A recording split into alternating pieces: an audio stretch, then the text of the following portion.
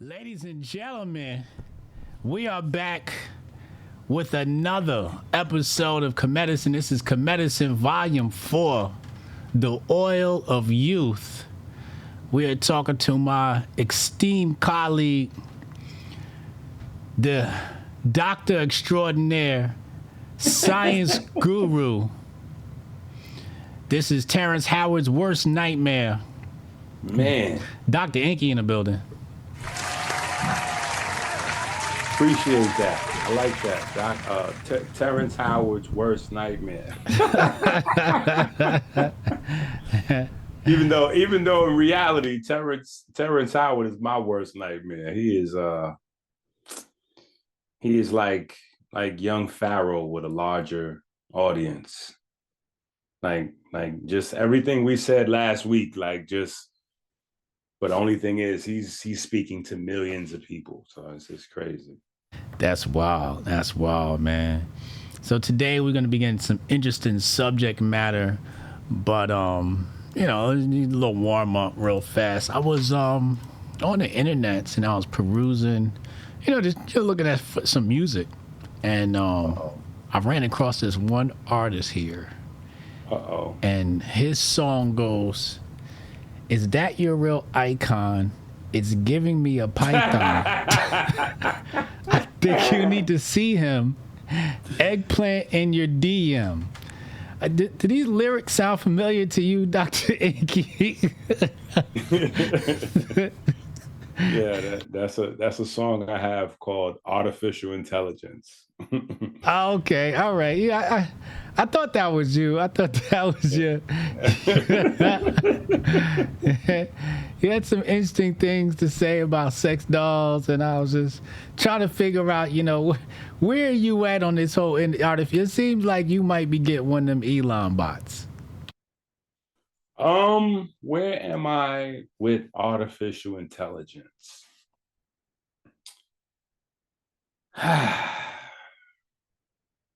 That's a good. That's just.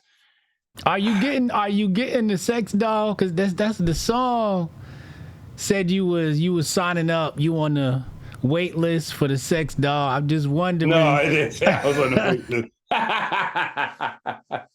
No, the song is a metaphor. It's a lot of metaphors and entendres in the song. Oh, okay, okay, all right. Yeah. It's a lot of metaphors and entendres in the song. But when I think AI, I have, I'm all over the place when it comes to AI, because for me, AI is ancient intelligence. Because the whole idea, all of our modern tech is ancient. Is shrinking down specific types of architecture.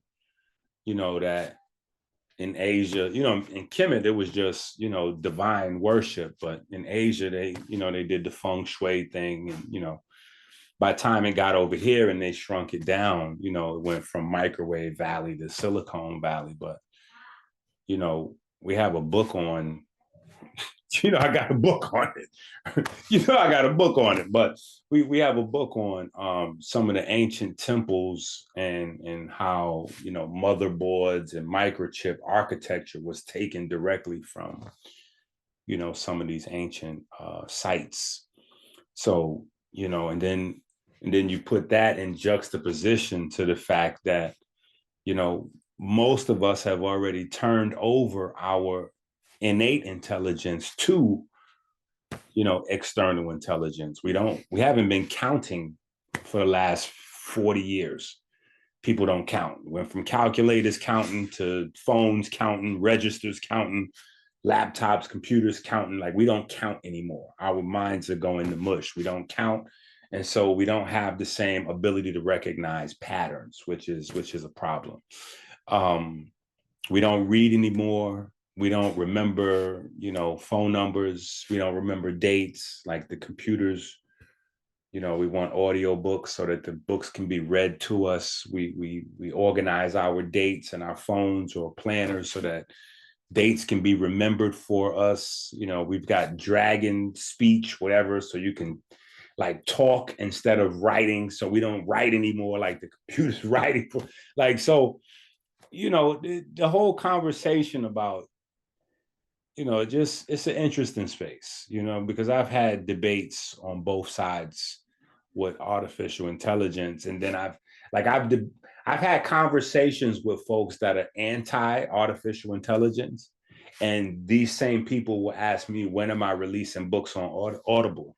And I'm like, wait, how you, so you want the computer to read books to you, but you are anti AI.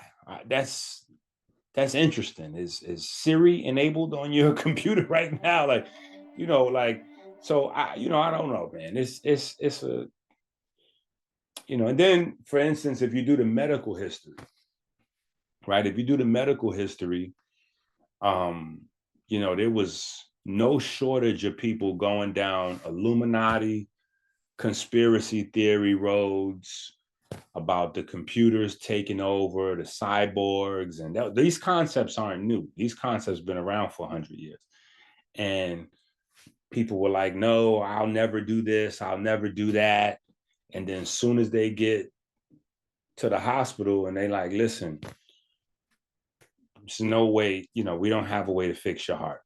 So you probably got 2-3 weeks unless you allow us to put this pacemaker in there, or unless you allow us to put this artificial heart, artificial pump in there.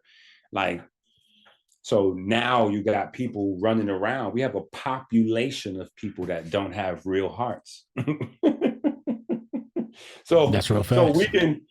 so we can have conversation about certain things, but Elon, understanding the sign of the times and being ahead of the curve, he understands heart disease and brain disease, number one, number two killer. So he's hard at work on being the guy to make the artificial brain implants, right? We've got the heart implants already. He wants to be the guy with the brain implants. And people are like, no, I'm not going to do that, blah, blah, blah, blah, blah, blah, blah. He knows, just like I do, once they say, listen, you got about 2-3 weeks, maybe a month before you start forgetting your children, your husband, your wife, your mama, and them. Like you want us to just go ahead and put this in because it's covered under your insurance, or it's covered under your Medicaid. It's covered. We can just put this in, and then you'd be back to like when you was like 30, 40 years old. Like everything would be back intact. Everything? Yeah. Your mind would be back sharp like when you was 30 years old. And the best thing about this, it's going to stay this way. Like you just got to make sure you within range of Wi-Fi, make sure you pay that cell phone bill, keep that modem running. But, outside that, like you lit, you know what I'm saying? Like, and people, they're going to say what they're going to say now, but they're going to line up for the machine because they're already lining up for the machine. They're already falling into compliance, meaning, and this is the reason why, the last couple of weeks, we've been talking a lot about dementia and neurodegenerative disease, because Alzheimer's and dementia, they have a long incubation period, 20 years, 40 years, 50 years, incubation period. And so people don't realize when they become quote unquote too busy to read books, right? Or they, they don't like to read because they get tired or they get a headache or all of these different excuses they make. You just stopped your brain from, you just ended the growth of your brain, and now you are going into atrophy. Like that's the number one thing that's, besides sugar, that starts your brain to going in reverse. Right. So now you have buildup of, non-working neurons and dying neurons in your brain starts shrinking, your astrocytes and glial cells start to get overwhelmed. And, so you start walking into the light proverbially, like, early on, like in your 20s, 30s, 40s, like So what shows up in the 50s and 60s usually has been incubating since your 20s and 30s, especially if you know, depending on what your recreation is. So if, you know, you do a little pills, maybe you go skiing a few lines here and there, you know, little cocaine, yeah. You speed that process up. Even people now with a lot of the extreme strains of weed that they smoking. You know what I'm saying? Like some of these extreme strains of weed, like people are very confused about what they call natural. Like, oh no. This is cannabis. This is natural. This is, they got all kind of memes about this coming from the earth and all that. Almost none of this weed that people are smoking comes from the earth. Like they gotta knock it off. They violate the cannabis that comes from the earth. They call that Reggie, headache weed, all kinds of different, disrespectful epithets that they have labeled, the natural cannabis that comes from the earth. They've got to hydroponically grow it so that they can induce, different types of, all kinds of synthetic levels of THC growth. And so, listen, we're already giving up on our brain development. So we're already acquiescent. We don't read, we don't count, we don't write, we don't remember. You know what I'm saying? Like, so we're technically, people can say what they want. It's the thing that you do when nobody's looking that matters. It's the thing that you do when nobody's looking that matters. And if you're using technology to replace your brain already, you gone. You already walking into the light.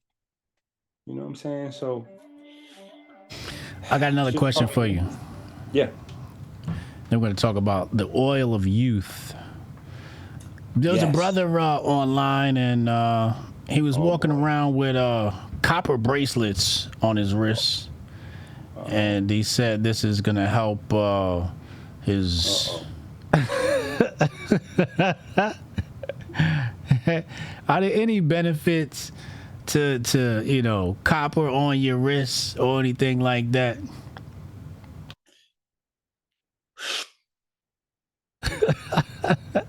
Yo, you better be my friend for the rest of my natural born life, because you like making sure that I don't have any other friends. Like you're like man, this is rough. You know what I'm saying? Like, I'm almost like the conscious, you know what I'm saying, Tekashi 6ix9ine or Whack 100. Like I'm coming up here to take the stand on all my other conscious, you know what I'm saying? Like this is rough. He said, man, it's helping his electromagnetic frequency, something or other. What did he say the goal was for? His blood flow. Yeah, the goal was for the blood flow. I'm sorry, the copper wristbands was for the blood flow. Man, this is rough, bro. I just want to say I have purchased many copper pieces of jewelry. Copper bracelets, 100% copper with the magnets and the little magnet joints in there.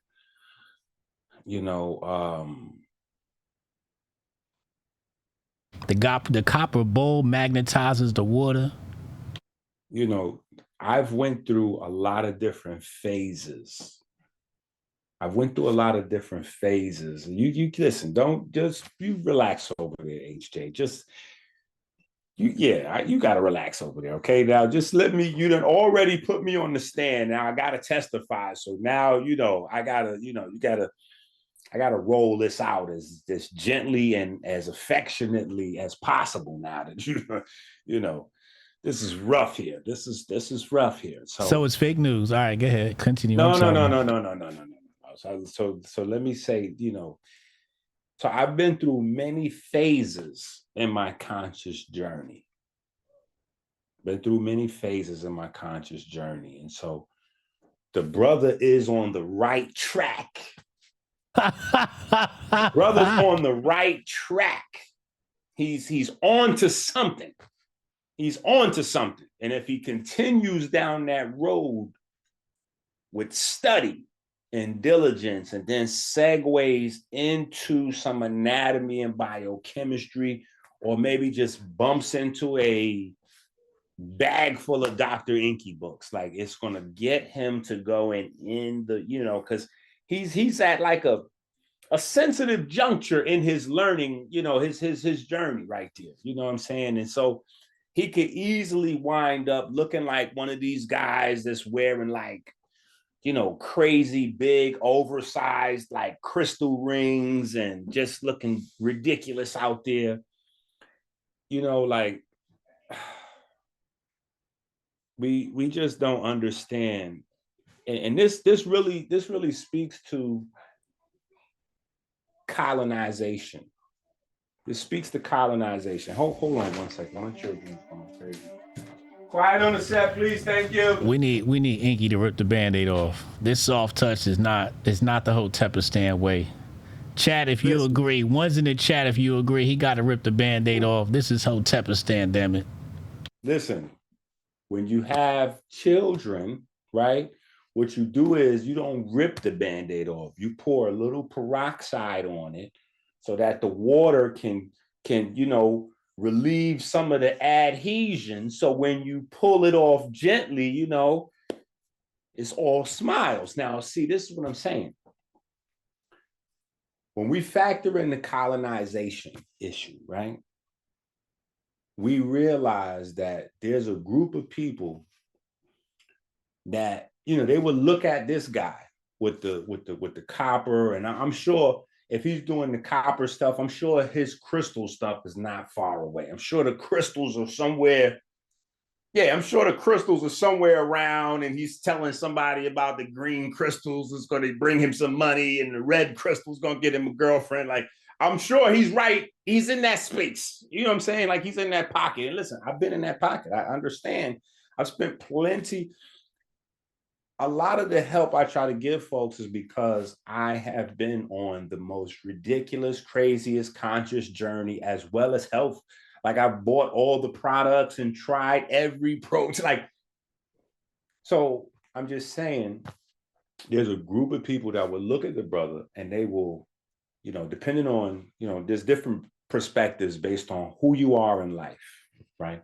And some people will look at him and they will laugh, right? They'll laugh not because he doesn't know what's going on, but because they understand that such a good job of brainwashing has been done on this culture that even the genetic memory is in there. Your genetic memory is telling you that the copper and the crystals are special. Your genetic memory, listen, we go back to the Temple of Dendera, Flinders Petrie, he found all kind of listen, your genetic memory is telling you it's something with these coppers and this magnet and this, but we've externalized it because we don't have the schooling and we don't have the patience to really learn and understand, right? So they calling you Dr. Sugarcoat in the chat. Listen. These are only facts. Listen. People in the chat that's calling me Dr. Sugarcoat, okay? If you knew the history of IBM, if you knew the history of your laptop that you're using right now, your cell phone, whether you're watching on cell phone, laptop, if you understood that, you would understand what I'm saying and you wouldn't call me Dr. Sugarcoat. He's saying Dr. Sugarcoat because you're going too soft on these copper bracelet niggas. No. Listen, because I'm telling you there's a such thing as called genetic memory. And so a lot of things that we think are new ideas or we think we're the one, like, yo, you just came up with this, is really genetic memory. It's genetic memory you carrying, but it's out of place. So what happens is we got quote unquote conscious guys running around with crystals and copper and magnets in their pocket and all kinds of other things that they don't understand. Meanwhile, those conscious folks will look at some executive, suit wearing, oh, I work for Microsoft. Oh, I work for IBM. I work for Apple. They'll look at those folks and be like, yeah, they're not conscious. They don't know anything. But guess what? They're using those same crystals to do the same thing that you can't get your crystals and copper to do. Like you have the copper jewelry with the crystal, and you trying to put salt on it, and this is the full moonlight, so we're gonna charge up the crystal with the moonlight, and we're gonna activate our pineal and move. Inside your cell phone, right? Inside your laptop, they have already figured out, because they got the papyri from your ancestors. See, this is the problem I have going back to folks not reading. They already got the papyri. So they already figured out how to use the crystal to send and receive radio waves all across the world. And they've refined it and refined it and refined it to the point where now we're on Wi-Fi. In case anybody doesn't know, Wi-Fi is a type of radio waves. It's light that we're using to send wireless communication. And that's happening via copper. Yeah, copper is the most prevalent way of sending electricity and light, right? You have the old school copper coaxial thick cords, and then you got the new school, the fiber optics, where they don't even deal with the sending electricity. They're just sending light straight through a little mirror, but those aren't as flexible and pliable as maybe the old school copper. But make no mistake, it's copper sending and receiving wireless transmissions. And so all of the things that the guys looking crazy running around with the wild copper bracelets and the crystals and all of those things that they think the copper, the crystals, and the magnets are capable of, it is a fact that they are capable of those things. We're using them right now. It's called technology. If you go back to the history of hard drives and memory, right? There's a guy that they cover up. Like they don't really, you gotta look him up. His name is Vogel. It might be, if I say Frank Vogel, it's because I got so much LeBron, Laker, but his name is Vogel. I'm sure his last name is Vogel. And he was an IBM, he's the guy who revolutionized hard drives and all that. But Marcel Joseph Vogel. There you go, Marcel Vogel. And so, but the reason why they don't celebrate him or champion him in the history of technology is because he was basically considered to be a hippie. And so he was running around with the copper jewelry on. He was running around with the copper jewelry and the crystals and the magnets. And he was talking a whole bunch of crazy, conscious, and this is a white guy, mind you. He's talking about Spanish, whatever. He's talking a whole bunch of conscious, KeMedic, he's talking all this pyramid science and blah, blah, blah, blah, blah. And he's telling these technical, computer programming, computer architecture people that, hey, I got this, this information from these ancient ideas. And, I think if we use these magnets, if we get these magnets to spinning and we kind of, my man got the patents he said he received 32 patents for his inventions up through his tenure at IBM. Among those was magnetic coating for the 24-inch hard disk drive system still in use. His areas of expertise besides luminescence were phosphor technology. Hold on, sir.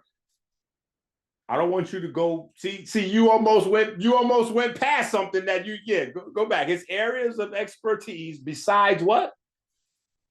Luminescence. Yeah. See, so the light goes along with the magnetism and the electricity. That's the Holy Trinity as far as we teach. That's the Holy Trinity: electricity, magnetism, and light. So he was studying, like I said, the crystals, the magnets, and the light, and but from a conscious, non-secular, not academic, he was in the he was, He said he said he was a proponent of crystal healing and believed cut crystals have healing powers. He was all so that's the reason why I'm not really sugarcoating, but I know that there are people in the conscious community, right, that when they see a young person coming in and they got these things floating around in their mind, they immediately want to spin that person into buying big, stupid crystals to wear as jewelry and all of these things on the outside their body. And, they're not going to spin them to no books and no real information where we can learn, like, hey, it's one thing to be cute and go on YouTube and say, man, they said that the pyramids was electromagnetic. Woo-woo. It's a whole nother thing to be able to understand that our technology that we use every day is based on those principles. Now, we could take it a step further. Because I have a book, I have a book on it, so I have a book on the magnetism of the circulatory system, right? So there's a place where we have to understand all those ideas about light, magnetism, and copper and all that technology. Our whole system of modern technology literally runs on copper, magnetism, like it's not many things, right? In fact, that's what kind of got me to move to Detroit, because I did a lecture in Detroit on the periodic table, and we built the radio from scratch, like in a bookstore. And anyway, so my point is, the next level is your biochemistry, where you realize that this is what's going on the inside of your body, right? You need that copper to build up all your tissues. It's copper, lysine, and vitamin C is like the trio to initiate tissue regeneration, right? So like whether you want to build, muscle proteins or collagen-based proteins, you still need those three ingredients, like to kickstart building up stuff in your body, So copper is a part of the fabric of most of your tissues, and for the reason of propagating electricity. That's why, there's such a big focus now on quantum biology, right? My pet peeve with quantum biology is that you guys are covering up. You still got this racial blind spot where you're covering up pigment, because there is no quantum anything without pigment. Like that's the discussion. The problem is there's been too much disrespect built up in the scientific community over the years to turn back now, right? We can't turn back and say that all these guys we said were pseudoscientists were all wise, right, and exact. So then they just create a new genre, quantum biology, and don't realize that the whole entire quantum biology is just talking about your pigment system. You know what I'm saying? The whole electron tunneling and like all of that's happening every moment of that's how your body runs. Is literally, it's a quantum factory, right? So this is why your blood, iron, tissues, copper, like you oxidize ATP to release light in the cell, like this, so it's, yeah. So another thing on this is one of Renee's cousins. Shout out to Renee Vogel in the chat. It says here, see also pyramid power on his profile, on Mr. Vogel's profile. It says pyramid power. But the funny thing is the article doesn't talk about anything about the pyramid in his work. It just says see also pyramid power. And let me check the pyramid power page and see. His name doesn't even pop up on this page. So his I would say his Wikipedia profile is leaves a lot to be desired, and it looks like it was neglected. And I think he deserves better. But it looks. I wouldn't say neglected. I would just say he's, like I said. What I said was he's a very unpopular character in the history of technology because of all the things that he represents and all the things that he's like the entire technology, whether you're talking about phones, laptops, whatever, like the whole entire system is on the shoulders of Marcel Vogel. Yeah, liquid crystal display. We got LCD now. That's his work.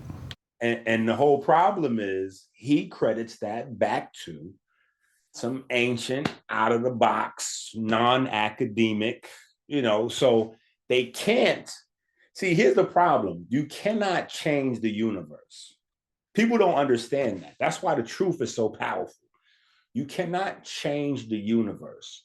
But what you can do, if you want to, perpetuate a lie, is you can change people's perspective of it, right? So we can't change the human body to not run on the pigment system. Like the pigment system is the primary system in the human body. Whether you're white, black, Chinese, Mexican, doesn't matter.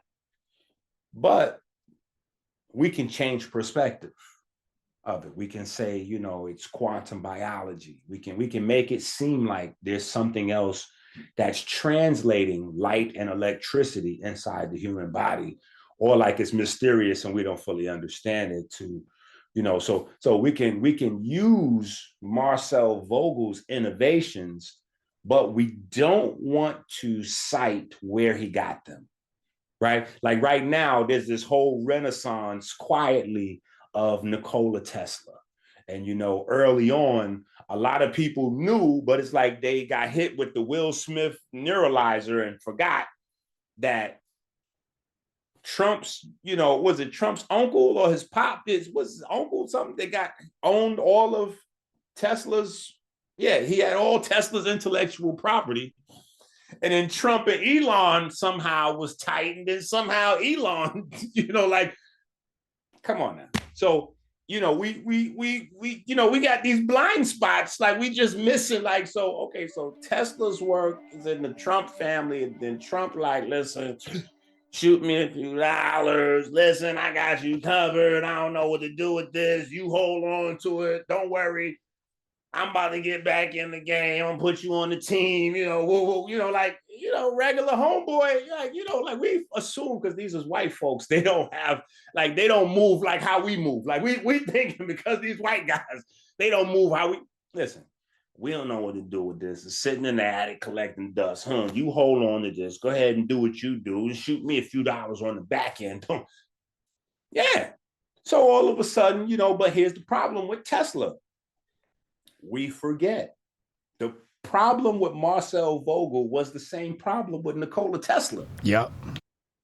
Nikola Tesla said that he used to go to sleep and have these vivid dreams that he was in Egypt, and then somehow he would wake up with new ideas. And it just so happens that some of those ideas look remarkably like some old ideas. It's just remarkable that some of these new ideas look like the old ideas. But that was the problem with Tesla. Tesla said, listen, he's having these. And so we've got these tremendous revolutionary technology, giants, but they're attributing their inspiration back to a place that's taboo to discuss. It's taboo to discuss it. Like when I first realized it myself, I'm over on Side Page and I'm having conversations over here in a place where it's supposed to be Kemetic scholars. And these guys is literally, I'm talking about, they ready to fight to the death to prove that basically Kemet was idiots. And I'm like, whoa, wait.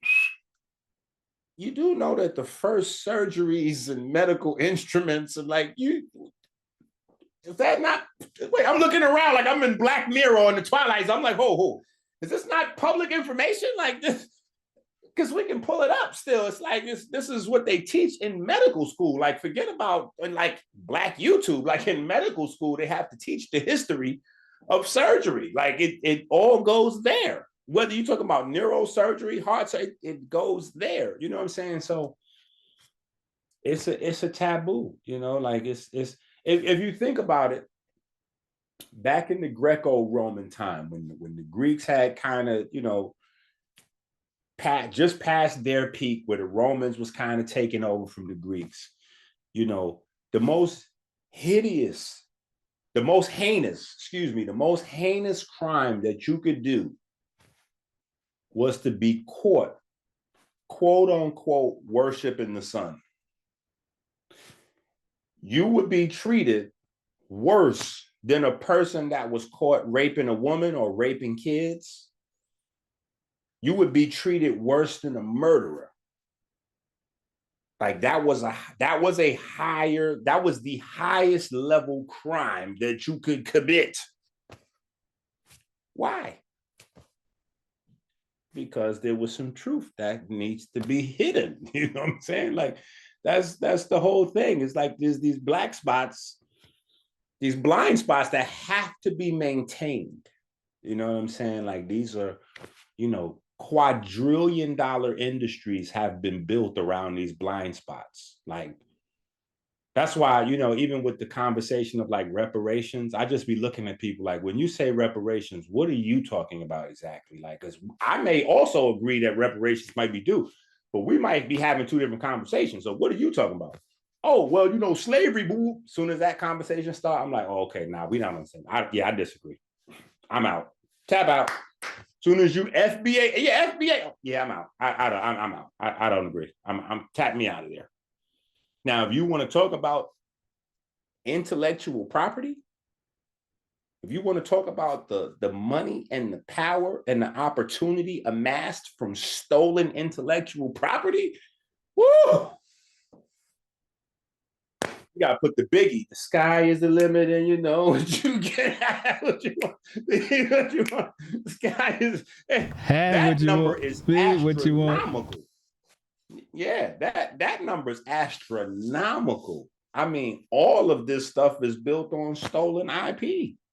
So if we're gonna have that conversation, like, no, we just, we'll be in the quintillions. We'll be in the quintillions if we just get a PC of, like, say we just get a finder's fee on everything that's been generated. We'll be in the quintillions. Like, there's not enough money in existence to even give us 20% on the stolen intellectual property. That's crazy because we just had the white supremacists in the space last week and said black people ain't invent nothing. And now here you saying we could base reparations off it. That's quite a contrast. Well, here's the thing. The white supremacists, I'm sure if I had an opportunity to talk to them, their idea of inventing is not, it's really is a unique way of seeing the idea of inventing. Right. And so you could have a conversation where it's a black and white conversation. Then you could have a conversation where it's a white on white conversation. Then there's no escape. Yeah, we could just make it a simple conversation. Like, how about the lady who invented, what was that, Monopoly? What happened to that lady?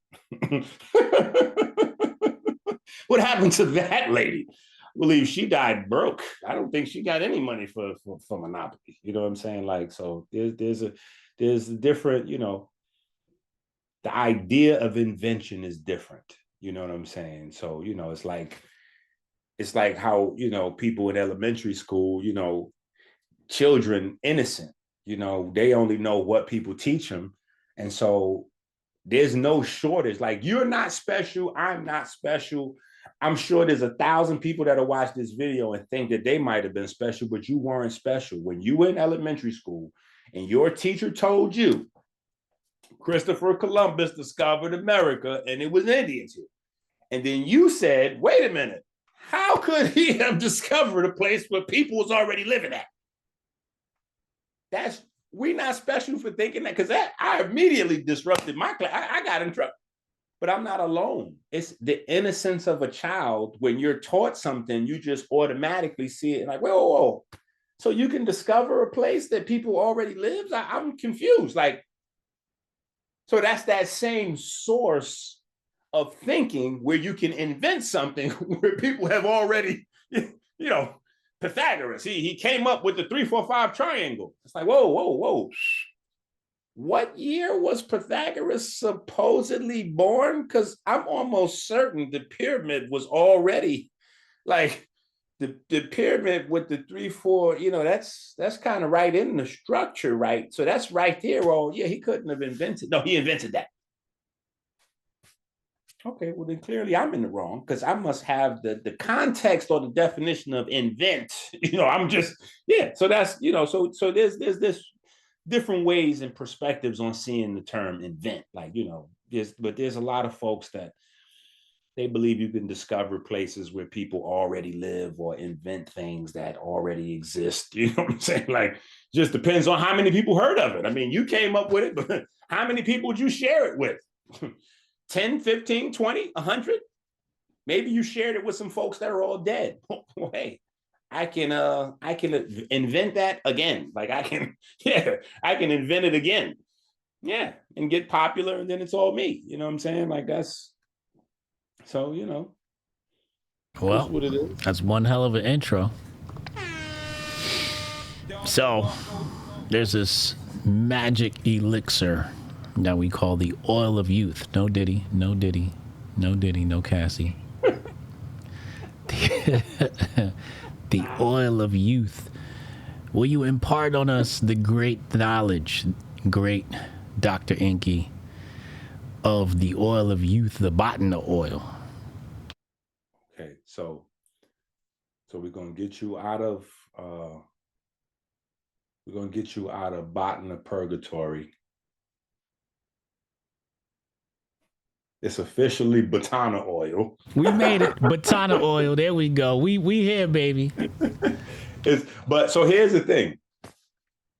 The Batana oil, you can't really recognize the beauty of Batana oil right out the gate.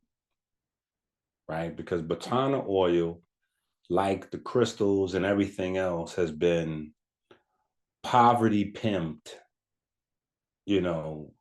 particularly by the quote unquote conscious. And, so it's we got to approach it a certain, we got to approach the conversation a certain way. So the first things first, most people that hear the term Batana oil, they might be familiar because somebody, wherever they are, right, there's a little conscious spot somewhere where they selling the copper and the crystals, and they got the onks on sale and all that, right? They got old DVDs of Dr. Richard King, and better if you got spots. It's better if you got the copper. If you got the copper onk, then you really doing it. Stop this madness. Listen, so there's a spot somewhere in the hood somewhere, where they selling the quote unquote black items, and they have the Batana oil. Right now, the Batana oil that they're getting, you open it up, it's solid at room temperature, right? It's not a liquid, right? So when it's solid at room temperature, you automatically know it's saturated fat, right? Because saturated fats are solid at room temperature. Unsaturated fats are liquid at room temperature. So right out the gate, this is a saturated fat, right? The second thing they're going to notice when they smell it is that it smells like burnt coffee, right? It smells like burnt coffee. And I was lied to like everybody else, right? I was lied to like everybody else. I was told that this was a secret thing. This was a secret remedy passed down from the jungles of Honduras and, the jungles of Brazil and, the great trees of Hotepistan grow this wonderful plant. So I was told all these crazy things, to come to find out that it's not a secret at all. It is one of the top gross domestic products for equatorial countries. Yeah. They sell literally millions of tons of this per year. So this is not a secret thing. It's not, the only thing is, because this is such a mega product, and when I say mega product, the top 10 countries, the number 10 country sells 600,000 tons of this per year. That's the number 10. That's not the number one country sells like 100,000 million tons, like 100 million tons, 100 million tons a year, right? So they have massive, massive, massive factories to process this stuff, right?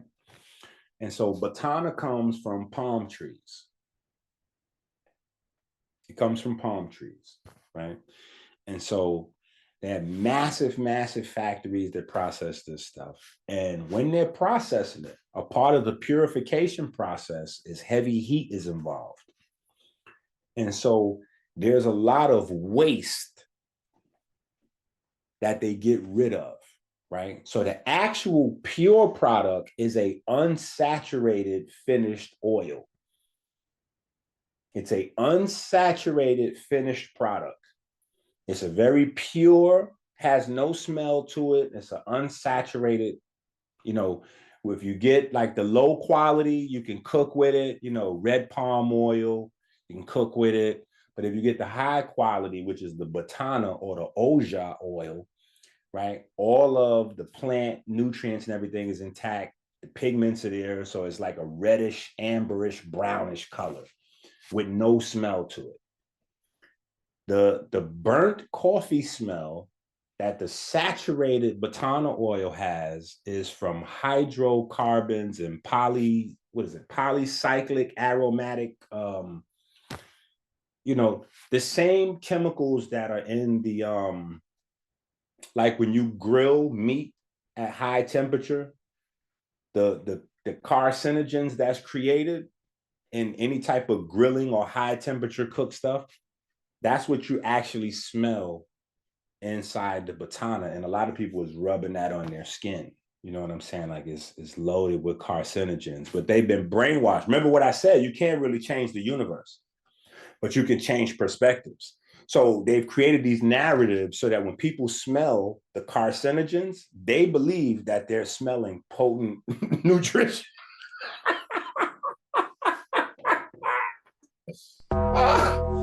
Oh my goodness. They believe they're smelling potent nutrition. Shout out Ronan Hotep, Just Hotep, Rashad Seven God. Because listen, this is what they did, right? They make a secondary business. The people that are in poverty in these communities where these factories are, they get the waste product and they sell it to dumb Americans and dumb Europeans that don't know any better. And then because they're getting it for like $1 an ounce or $2 an ounce, they feel like they cooking, like, oh my God, let me get back. I'm about to kill it. Yo, let me get 100 ounces. Let me get 100 ounces of this. And then they come back to the States and they sell that Batana that they buying for $2 an ounce. They get back here and they sell it for $10, $20 an ounce. And they tell people that they got it from some secret location in the jungle where only a few people are privileged to know, blah, blah, blah, which is half true. They did get it from the jungle, but they don't know those was homeless folks that got that out the trash can. That's not the real good. Yeah, that's not the good stuff, right? That's some old slick, they got the gringos, you know what I'm saying? They got the Americans and the Europeans that don't know anything about the natural products and all that. So they're like, oh yeah, this is, so, been there, done that, right? Now, to understand the beauty of the product, the actual good, purified, like the properly processed stuff, right? Because it's very potent, right? In order to understand that, you've got to get two stories, right? You got to get the vitamin A story, and then you've got to get the vitamin E story, because that's what Batana oil, that's where all of the benefits come from. All of the benefits come from that. And a lot of people right? Because we've been scared that we're going to go blind without vitamin A, we've been kind of like, even though it's, mostly synthetic stuff, but vitamin A is one of the leading causes of people buying multivitamins.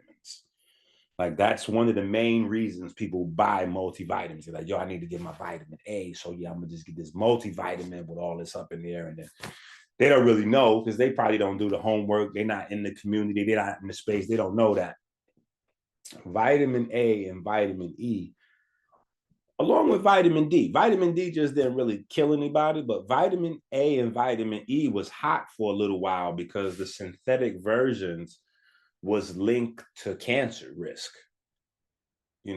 So then they find out that although the synthetic vitamins behave just like natural vitamins at low levels, at high levels, somehow things get different. And when you get high levels of synthetic vitamin D, it results in like hardening of the soft tissues. When you get high levels of vitamin E and vitamin A, some other freaky stuff happens, you know what I'm saying? But vitamin A recovered from the bad publicity because we have a epidemic of macular degeneration, glaucoma, and like just people losing their eyesight, right? So that's diabetes is causing people to lose it. Like low key, we have a quiet epidemic of people losing their eyesight. So eye doctors are going like they're they're going crazy. They're going all the way to the bank with it. So vitamin A has gotten the stench of the earlier mishaps off because people need it. But vitamin E never really recovered from the bad publicity. So most people, they don't really get enough vitamin E in their diet, especially people that are like living on, pretty much the standard American, like you're not really getting much vitamin E. And so people don't even have conversations about vitamin E. Like you'll watch, like especially after the pandemic, people went vitamin D crazy. You even had Tyler Perry going live talking about, so when you get the vitamin D, let me explain to y'all how the vitamin D work. Now the vitamin, I'm like, what? So Tyler Perry is a health, like what are we doing right now? Like, so everybody done went crazy with vitamin D, and vitamin A is selling at an all-time high right now. And so there's no real conversation on vitamin E. There's 8 different types of vitamin E, right? 8 different types. You got 4 tocopherols and 4 tocotrienols or trienols. Yeah, I might be butchering the pronunciation of that, but vitamin E is important because, okay, so let's go to vitamin A first, because vitamin E, I might get romantic with vitamin E, and before you know it, we into some subatomic waves particle conversation. So vitamin A, right? Most people know vitamin A is good for their eyes, right? So what they don't know is that you got a whole bunch of different types of vitamin A. There's a lot of things that qualify as vitamin A, right? You got pre-vitamin A, pro-vitamin A, and then you got stuff like lutein and zeaxanthin, which are also vitamin A's, but not exactly vitamin A's. You know what I'm saying? Because the whole conversation surrounding vitamin A is based on your eyes, right? So a lot of this information, look, people at home listening, you got to get the books. If you're going to listen to Dr. EnQi, y'all got to become readers, right? I write books on all this that I could never fit all the info into a live video. Like you got to read, you got to get the book. So a lot of this, what we're having this discussion is in the KeMedicine book. Go get the KeMedicine book, and then it's more information in there. But so most of our conversations around vitamin A is just eye health, right? But there's some magic. There's some magic with vitamin A, right? So one of the problems with heart issues, right, is doctors haven't quite figured out like how to reverse fibrosis, Like once you start to get scar tissue building up in the heart and it turns to like the hard bands of fiber, that's like irreversible. So when you start going down congestive heart failure road, like these are one of the things that they're looking at. And, but while there may not be as much data on reversing this fibrosis, there's a lot of data on preventing it, right? And so that's what vitamin A does. Vitamin A prevents fibrosis. And we have a bunch of paperwork and scientific journals all over the place on it because we know this from the liver, right? And so vitamin A builds up in fat cells, right, called stellate cells or star cells, and it prevents fibrosis, right?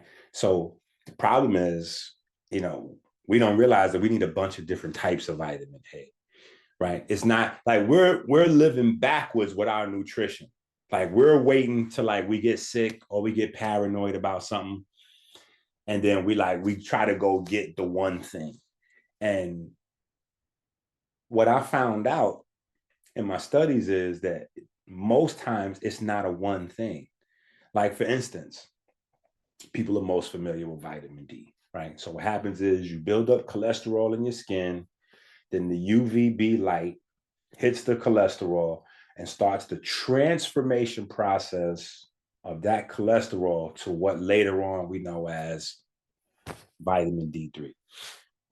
What we're learning now is that there's like a whole bunch of different metabolites that's produced along the process, and all of those different things have health benefits in your body.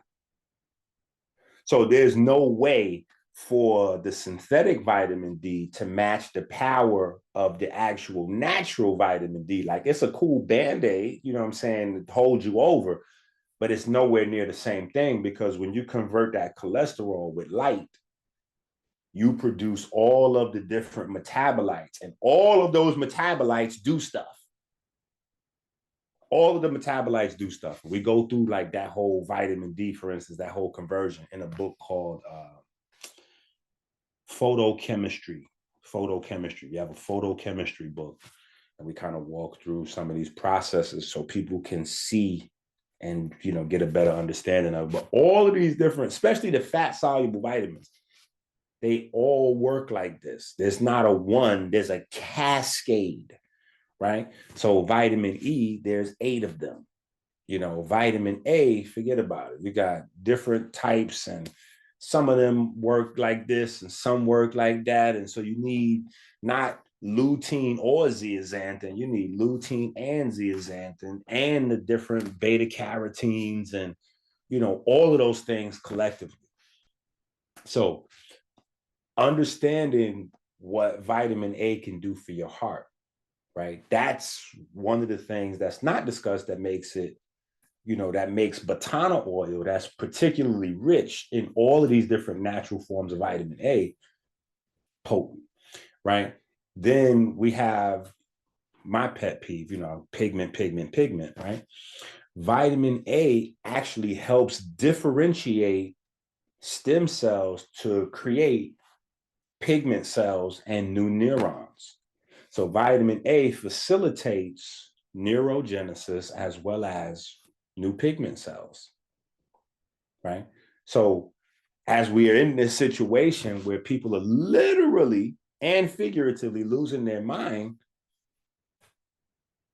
like we see, the thing is, here's how it goes, right?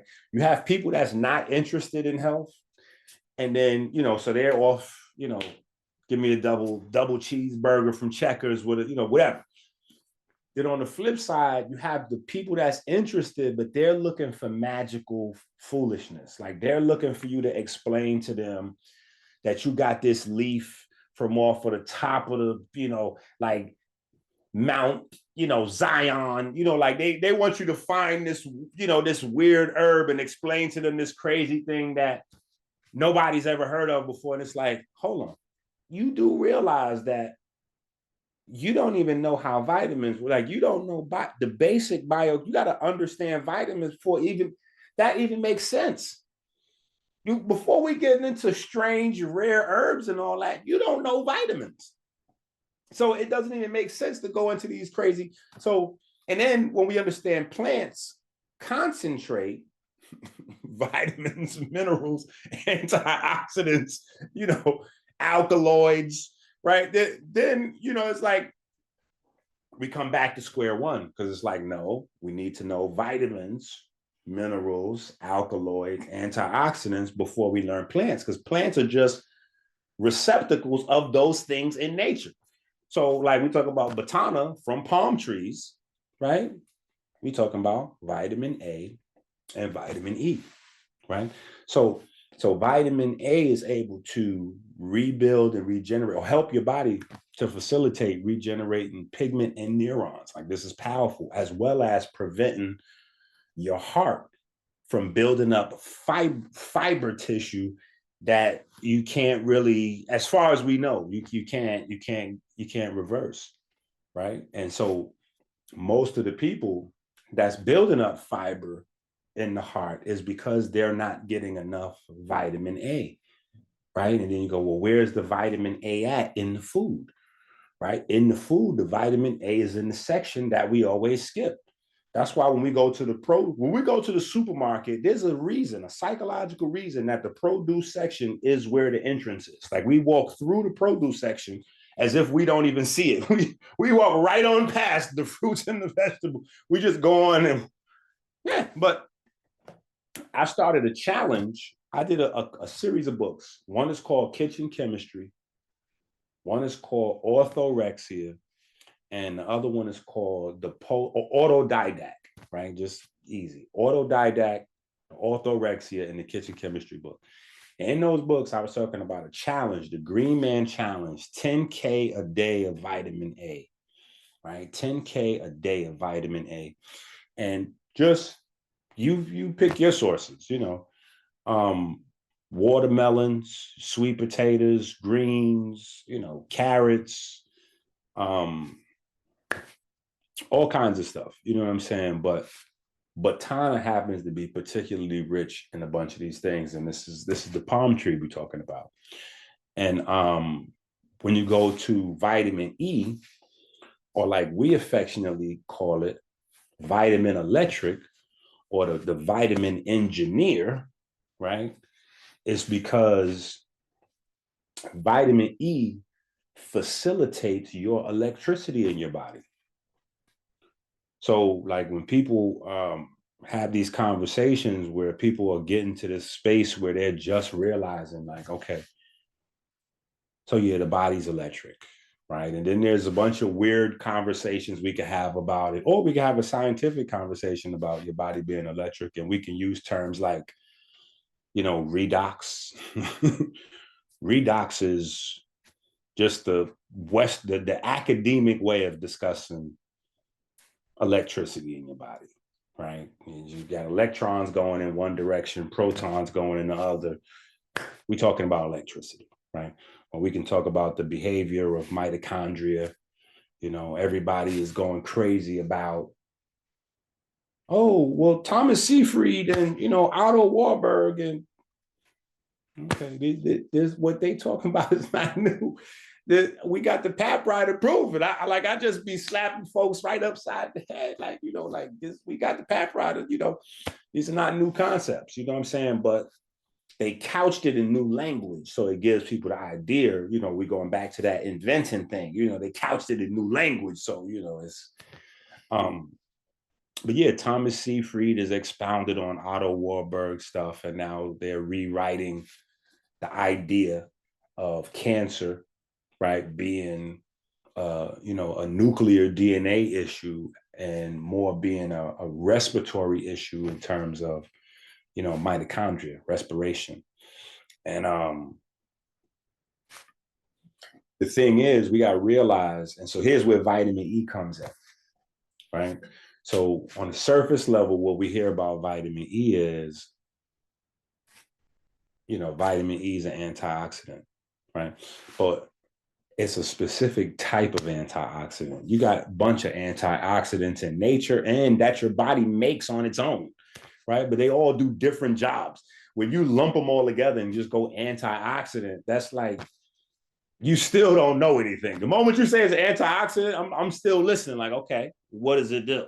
You know what I'm saying? Like, yeah, selenium is, selenium is powerful. It's like an antioxidant. Okay, how?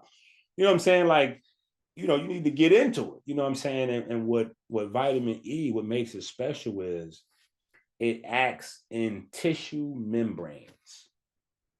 Tissue membranes is where vitamin E does its magic. And tissue membranes happens to be the place where most of your electricity in your body is generated, right? So you have your cell membrane, and then inside your cell, we have these very popular little rock stars called mitochondria, right? In your cell membrane, your cell generates electricity by allowing, positive and negative, well, really just chloride, but positive and negatively charged ions or atoms back and forth past the membrane, the cell membrane. That's what generates the potential of electricity. So, 70 millivolts up, and, we've heard a lot about it pertaining strictly to like nerves and neurons, but pretty much all of your cells generate electrical potentials with atoms through its cell membrane. Now, when you shrink it down, right, you scale it all the way down, mitochondria generates electricity in its membrane. And that is what we call the electron transport chain, right?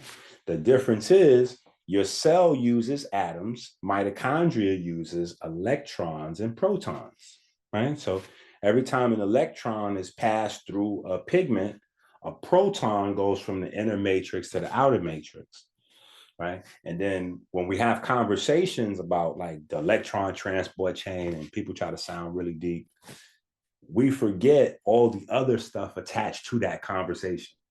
Like we talk about mitochondria, and for whatever reason, our brains are compartmentalized. When we talk about mitochondria, we talk about like doing push-ups or being vegan or going keto or losing fat or whatever it is, that's how we frame the conversation of mitochondria. Maybe we're talking about VO2 max, or, we just keep it in that pocket.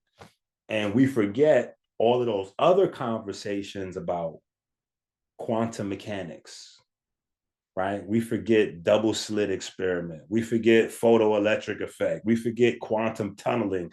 We forget quantum entanglement. We forget all of the things that we know about subatomic particles, right? That there's not always particles. Like sometimes there are waves, or there are waves that act as particles, or particles that act as waves. Like we forget that whole part of the conversation, but that's what's happening in your mitochondria. Like that's literally what your mitochondria do, courtesy of pigment. like pigment is the star of the show, hardworking, Mr. Dynamite. That's what's really going on there. You know what I'm saying? So like we have a whole other conversation, that has to be had. Anyway, the vitamin E works in that space in the mitochondria membrane to make sure the mitochondria produce electricity and does its electron, proton, photon thing efficiently, as well as in the cell membrane, kind of like swimming through the phospholipids, right? Because we forget ATP is made out of phosphates, right? That's the whole adenosine triphosphate, right? So adenosine triphosphate, that's the star of the show, the phosphate. That's the star of the show with the whole electron transport chain, is we're going to recycle phosphates for energy. The cell membrane is made out of those same phosphates. It's literally called phospholipids because it's a phosphate attached to a fatty acid, right? So in both places where electricity or energy is produced, it's a phosphate there. And, phosphorus surrounded by oxygen, phosphorescence. Anyway, right? So that's the magic of vitamin E. vitamin E is able to quench any free radicals that's being produced from our cells' normal process of producing energy. And so both of those things, the vitamin A and the vitamin E, are found most abundantly, naturally, in palm trees. And our ancestors, let me see if I can show you this picture real quick. Okay. Let me see. I got a couple of notes here. I'd like to. Right. Yeah. I'm done. We can definitely go into any questions, but I just want to show you this picture. Yeah, here we go. Let me see if I can share this, and then you can share it on the big screen for folks, because a picture is worth 1,000 words.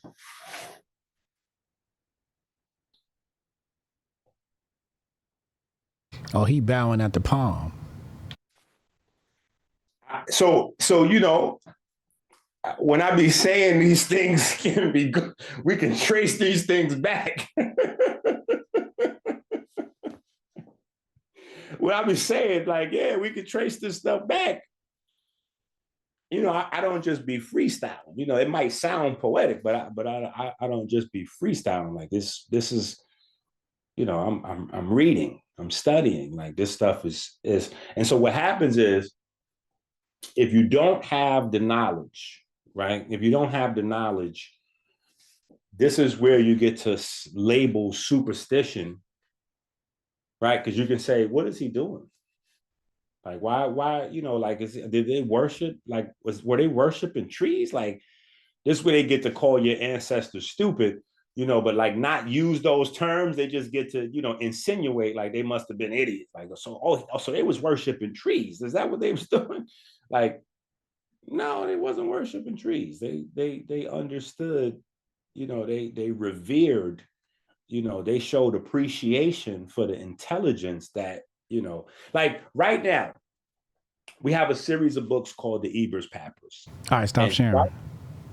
throughout that series of books, right?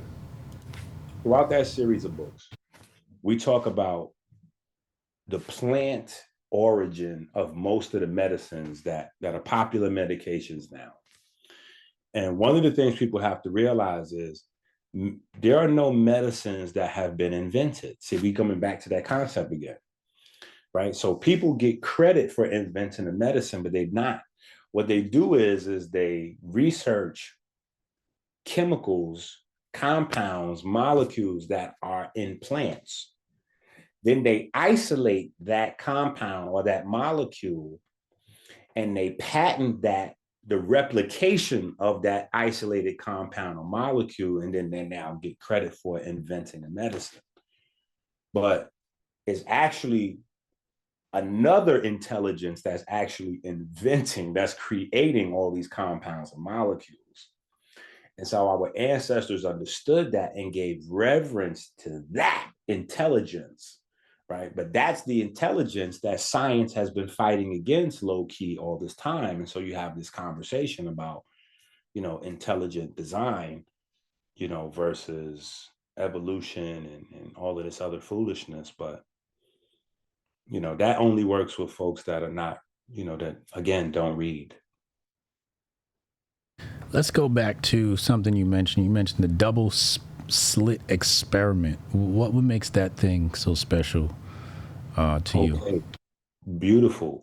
So the double slit experiment. What? Yeah, man. I would say, if you asking to me, like, what makes it so special to me is the observer effect. The observer effect and the vindication of many God-fearing generations of folks before that experiment was carried out, right? Because the double slit experiment, they were doing some experimentation with subatomic particles, and they realized that an observer affected the behavior of the particles. So you were able to, right? And so perspectives went crazy from this, but this was like the moment where quantum mechanics really get, like, the whole concept started to really open up. But in essence, you can, you're injecting information into a system. You know what I'm saying? And so that's where you get the ideas of like locality and causality. And locality is like was anyway, a universal law that, in order for a thing to interfere with something, it had to be local. It had to be able to like reach out and touch, like it had to be proximity, right? Or causality, is like something has to happen, but like the cause has to happen before the effect, or the information that's going to cause the effect has to be in proximity, time wise or space wise. And so once you have experiments like the double slit experiment, causality and locality went out the window, and hardcore, worldwide celebrated and venerated scientists that were like stone cold atheists or whatever the case, hardline, they're not into religious gobbledygook, so to speak. They started to speak the religious language. They started to speak the religious language, and then you have Einstein on the wing, who notices something that he calls spooky action at a distance. That's what he called it. They renamed that thing quickly quantum entanglement.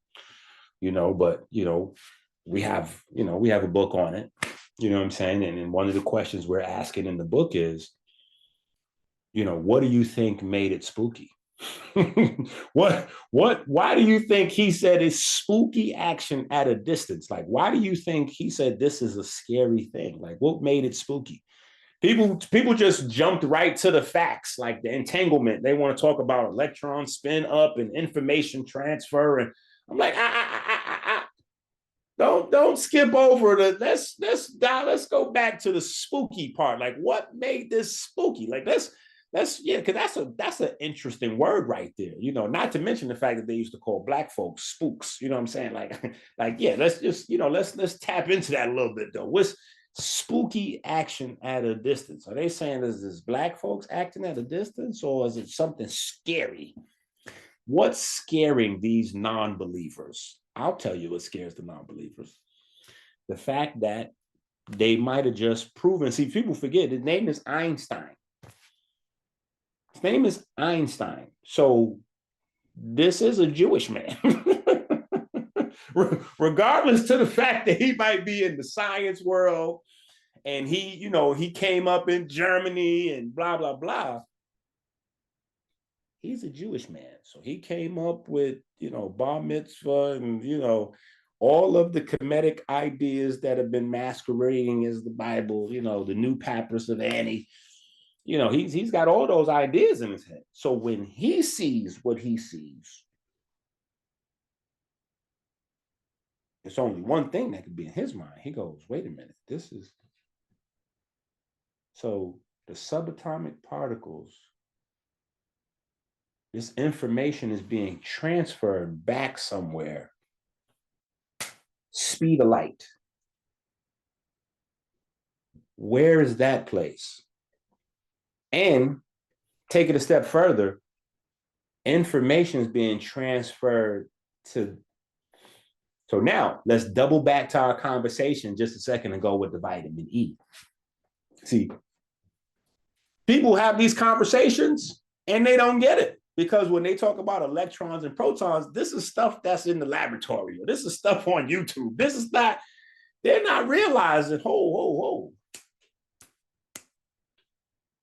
Are these same protons and electrons like the ones that was in my, so when I'm pumping, when I'm going to the gym getting pumped up, and I'm talking about fast twitch muscle workout and slow twitch muscle workout. Well, the twitch, the categorization of muscle tissue is based on how many mitochondria is in this tissue.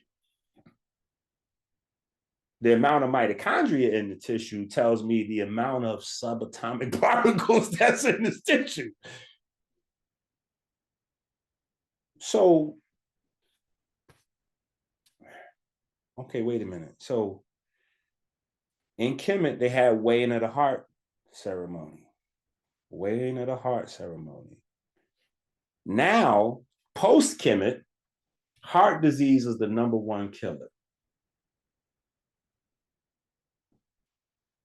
The heart and the brain has the most mitochondria.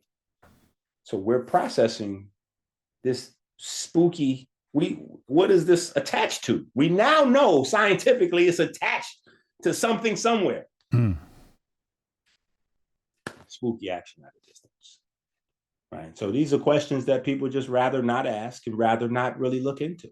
Because we know for a fact that science has told us now that we know we're entangled with something. Yeah, we're entangled with something. Now, you figure out what you entangle with. We're entangled with something for sure. It's like a web.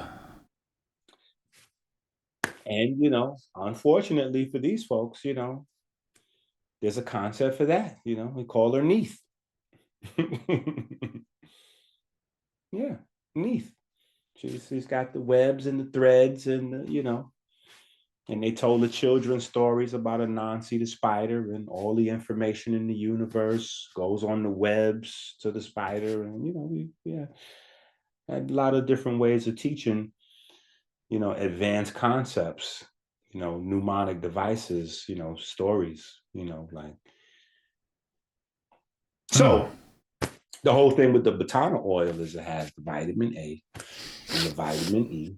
And, the vitamin E is really good at,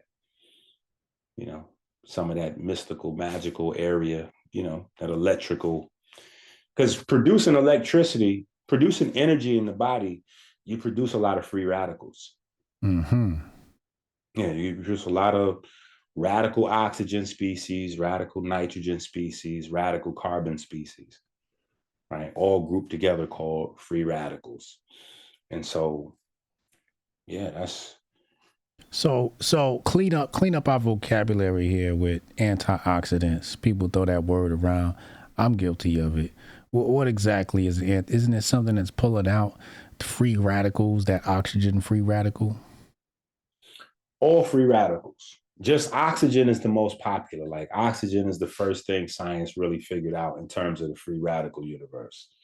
So oxygen, the name got coined with oxygen, right? So like I was saying earlier, the whole electric conversation in your body is happening under a term or a category called redox, right? So there's a term called redox, and redox is almost like a scientific slang. It's short for reduction and oxidation. So they take the reduction and the oxidation, put that together and come up with the term called redox.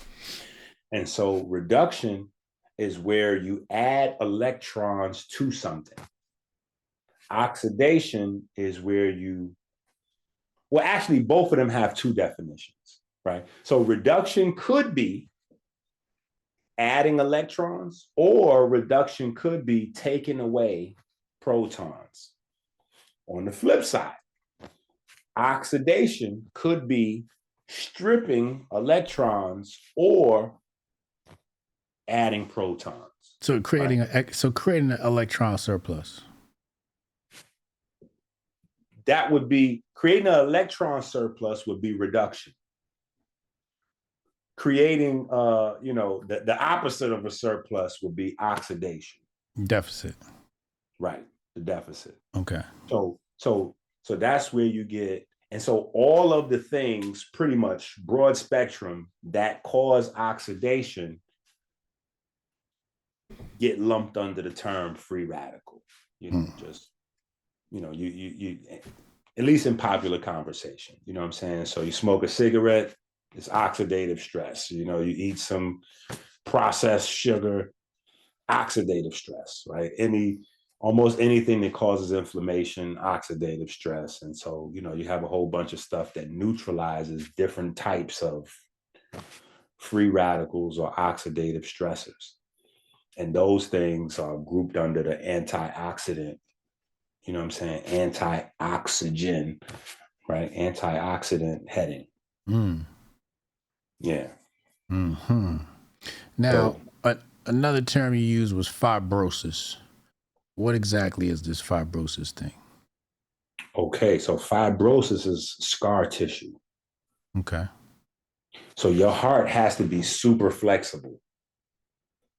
Yeah, your heart has to be super flexible in order to beat and then fill up to different volumes with different amounts of blood, depending on what you got going on and all of that.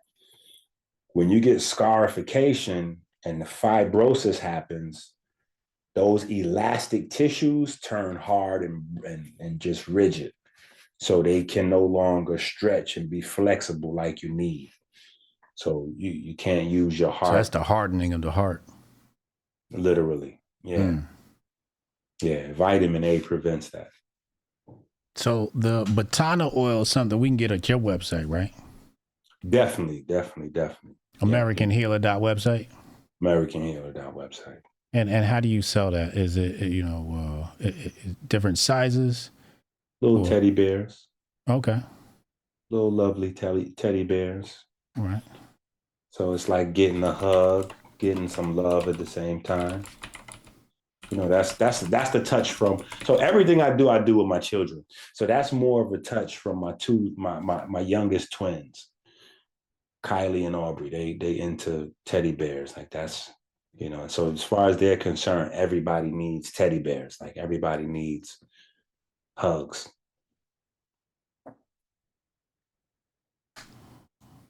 Trying to find. Oh, here it is. There it is, right there. So you got the.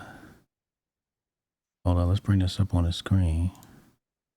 So we got the Blue Magic Batana Oil Bear. This is no, the Blue Magic is sea moss. That's something different. It says Blue Magic Batana Oil. It says Blue Magic Batana Oil on your website. Right, because the Batana oil comes in the same bear as the Blue Magic. Okay. Yeah, so the Batana oil is definitely, you know, but the Blue Magic. So if people see that separately, I just want them to know that that's, you know, you see that separately where it doesn't say Batana oil. That's a separate thing. Yeah, you're gonna get sea moss. You're gonna get the sea moss, okay? Because I see the Blue Magic sea moss here. Yeah. Okay. Yeah. And then I see the Blue Magic Batana oil. Yeah. Okay. And that's $80 for 8 ounces. Yeah. It's kind of expensive, EnQi. It's the least expensive on the market. Really? Yeah. Most people selling this for like $40 an ounce. What? $20 an ounce at best. You know what I'm saying? Like, so wow. You know, that's kind of like the wholesale price. So like people that they know about Batana oil. Yeah. Like they buy it and repackage it. Okay. So just so everybody's aware, EnQi did travel to Chile and he climbed up the mountains to obtain this secret Batana oil. Okay. So y'all getting it straight from the motherland. Okay. Where it is created. Okay. You're not getting this from the trash can. All right. This is the official stuff right there. Somebody just put the link in the chat. They got the 32 ounce jump off right there. Absolutely. Absolutely. And how do we take this? What do? We drop it in some tea. Do whatever you want. Yeah. We put it in smoothies. We put it in sauces. You know. How many? Like 2 drops, 3 drops, 8 drops? Tablespoon. You know what I'm saying? It doesn't have a taste. So the limiting factor is your budget. Okay. So. Yeah. And I'm balling on a budget. So you know. Tablespoon, teaspoon. That's where I'm at. Now, you know, everybody say you're not supposed to eat oil, though. Who said that? That's what I heard on the interwebs. You know, you put oil inside. Oil goes inside a car. It doesn't go inside your body. Nah, oil is great for your body. Why do you think you got folks still promoting Mediterranean diet? The problem with oil is that people keep trying to add fire to it. That's the problem. They're like, yo, what's the doc? EnQi, tell me what's the healthiest oil to cook with? Because I'm trying to figure out how to cook. And I'm like, yeah, just use water. Yeah. All of the websites you see with healthy oil and grape oil and grapeseed oil and olive oil, and all of those are raw. All of those are to be taken raw. Once you add heat to it, you start rearranging the molecular structure. And so it's no longer the thing you thought it was. So if you want to cook something on a stove, just cook it with water. That's what we do. That's in my house. We use water and seasoning. We don't use oil to cook anything. Yeah. So if I'm gonna make my eggs, throw some water in there. Yeah. Or if you eat meat, you might as well just add you some butter on there. Like just go with the natural thing. I do the butter. Yeah. I like oil in my pan with butter. There you go. Yeah. But there's a lot of people, and they'd be like, EnQi, I can't believe you're saying just use butter. I say if you eat meat, just use butter. The problem is people will try to avoid one thing and usually wind up getting something way worse. Like think about all of the years people was avoiding butter by getting margarine until they find out about the triglycerides and the woo. And then what happened? The butter price tripled because they realized there was some vitamins and nutrients, at least in the butter. You're getting the fat and all that that's clogging up, cholesterol, but you're still getting some vitamins and nutrients in there as opposed to this synthetic stuff that, it took them 20 years to figure out how it's going to kill you. Like you didn't even know what that was doing to you. And people got, oil out of an aerosol can, like, you're spraying it on the pan. Like, bruh, I don't know what kind of animal or plant produces aerosol like butter. Like, that's crazy. You know what I'm saying? So if you're not going to go natural, like just think in a natural perspective, if you can't go without, go natural. You know what I'm saying? Like I say go without, but What about when we put the aluminum foil on top of our stuff? Somebody said you start getting aluminum in your blood if you cook your cookies on aluminum foil and all of that.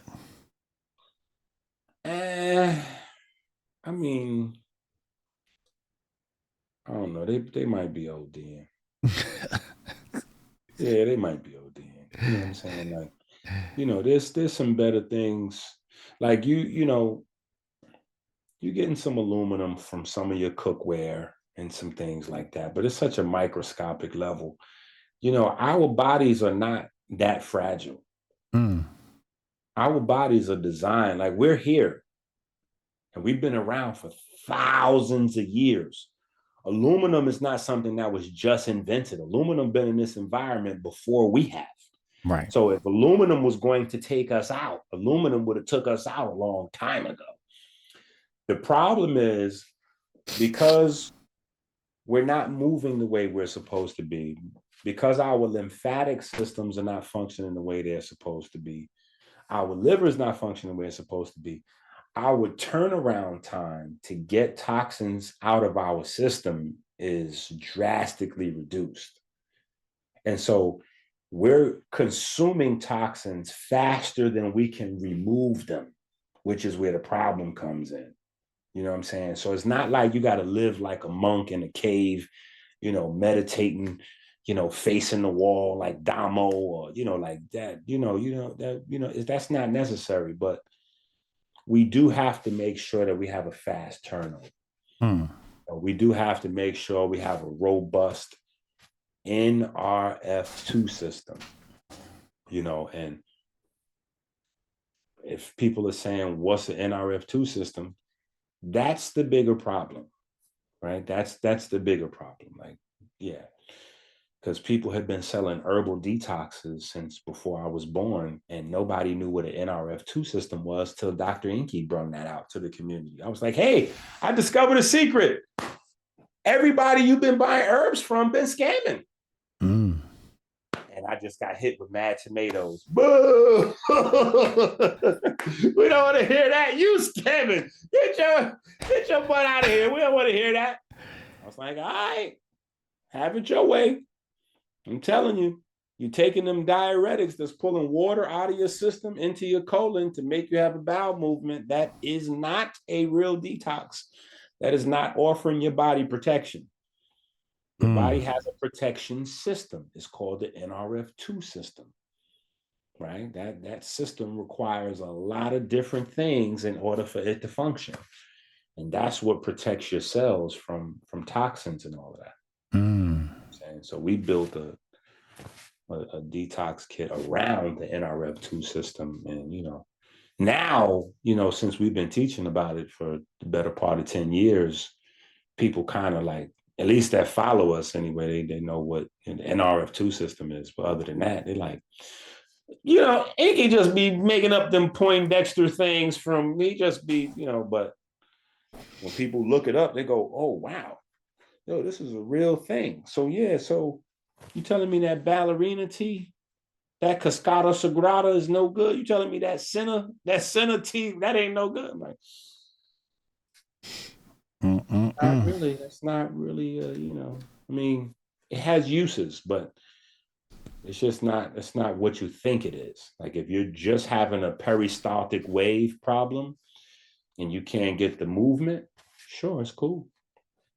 But that's not like giving your cells, like, oh, this is a liver cleanse. This is a kidney cleanse. This is a, cleanse. Like people selling these ideas to people.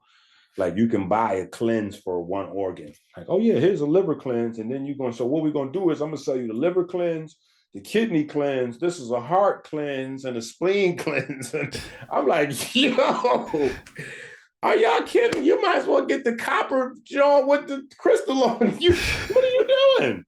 That is not how the human body works. I'm like, are y'all insane? Yeah, we're gonna get there. No, I'm getting 10 different cleanses on sale. It's a discount. We're gonna sell me all 10 cleanses for one price. I'm like, I bet he is. Yeah.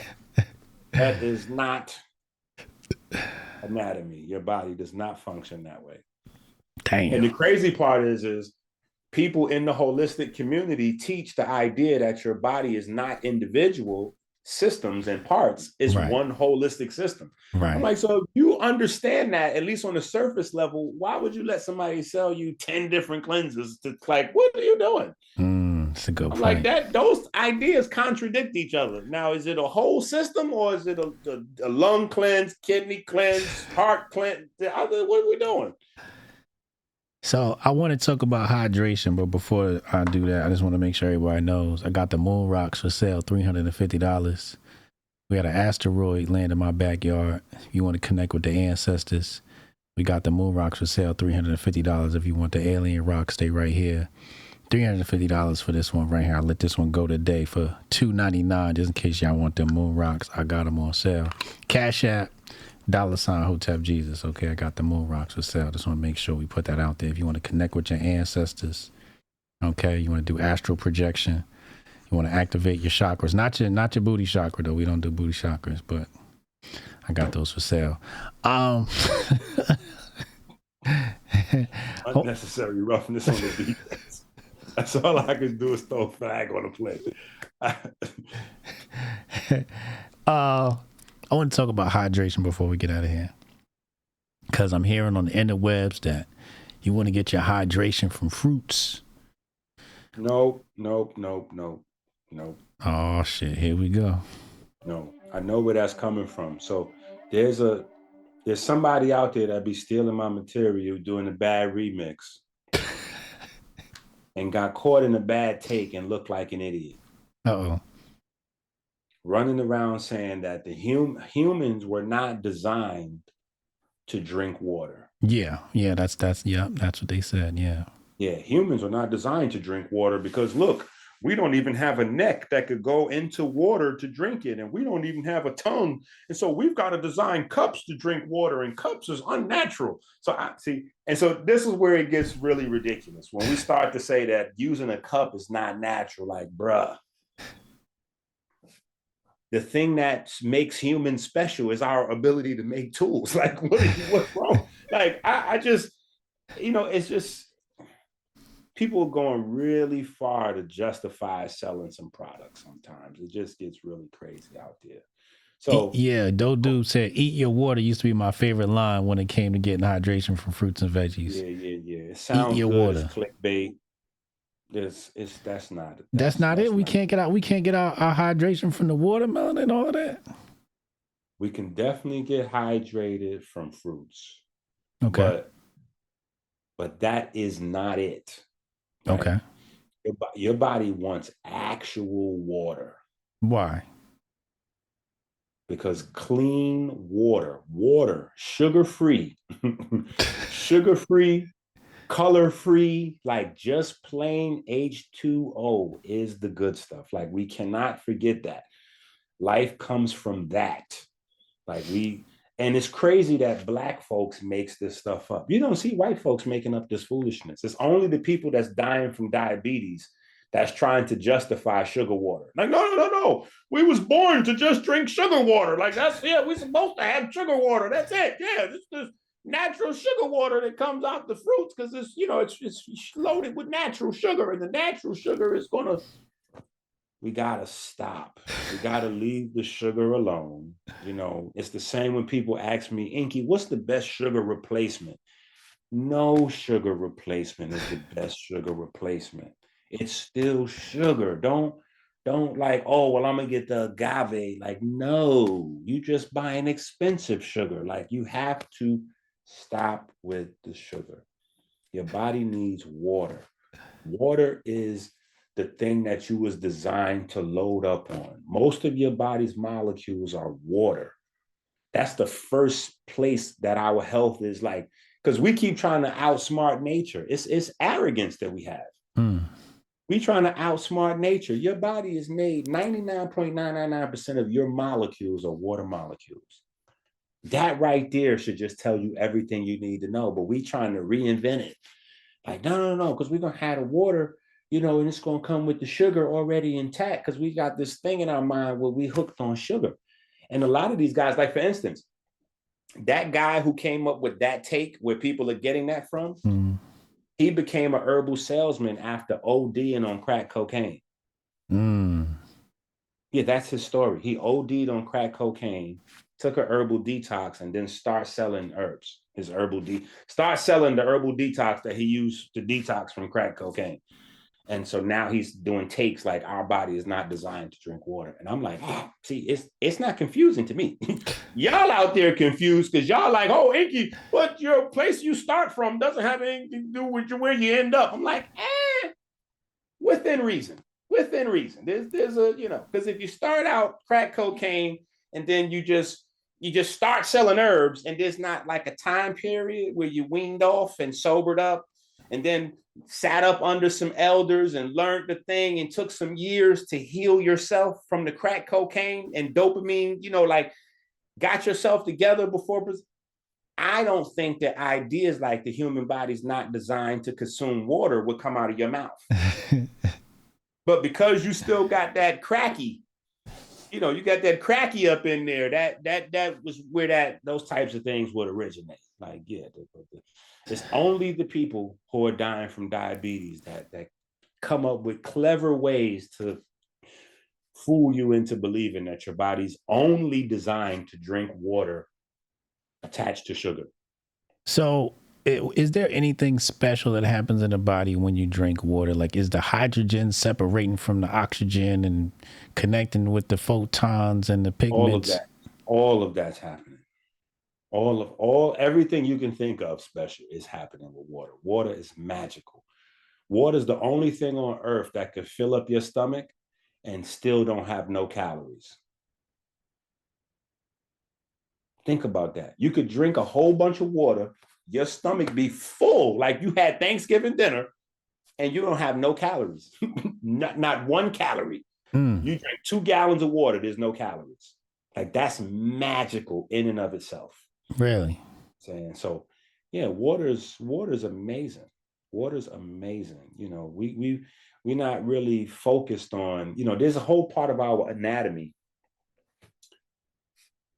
We got a book on it. We got a book on it. But we got a couple of books on it. We got the Clean Abs Fascia book, and then we also have the hydrochemistry book. You know what I'm saying? I would say get the Clean Abs Fascia book first before the hydrochemistry book. But the fascia or fascia is a whole super important system inside our bodies that's also ignored. Yeah, it's also ignored. And they was talking about it also back in KeMedicine. Mm. Yeah, they were talking about it back in KeMedicine.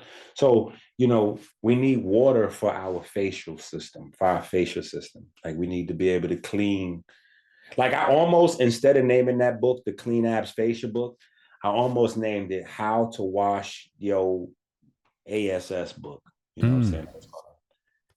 Because people get in the shower, they get in the bath, they get in the shower, they buy bath powders and bath bombs, and people get in they externally wash, but they don't internally wash. And they don't really know that you need to do that. And that's one of the things that water does.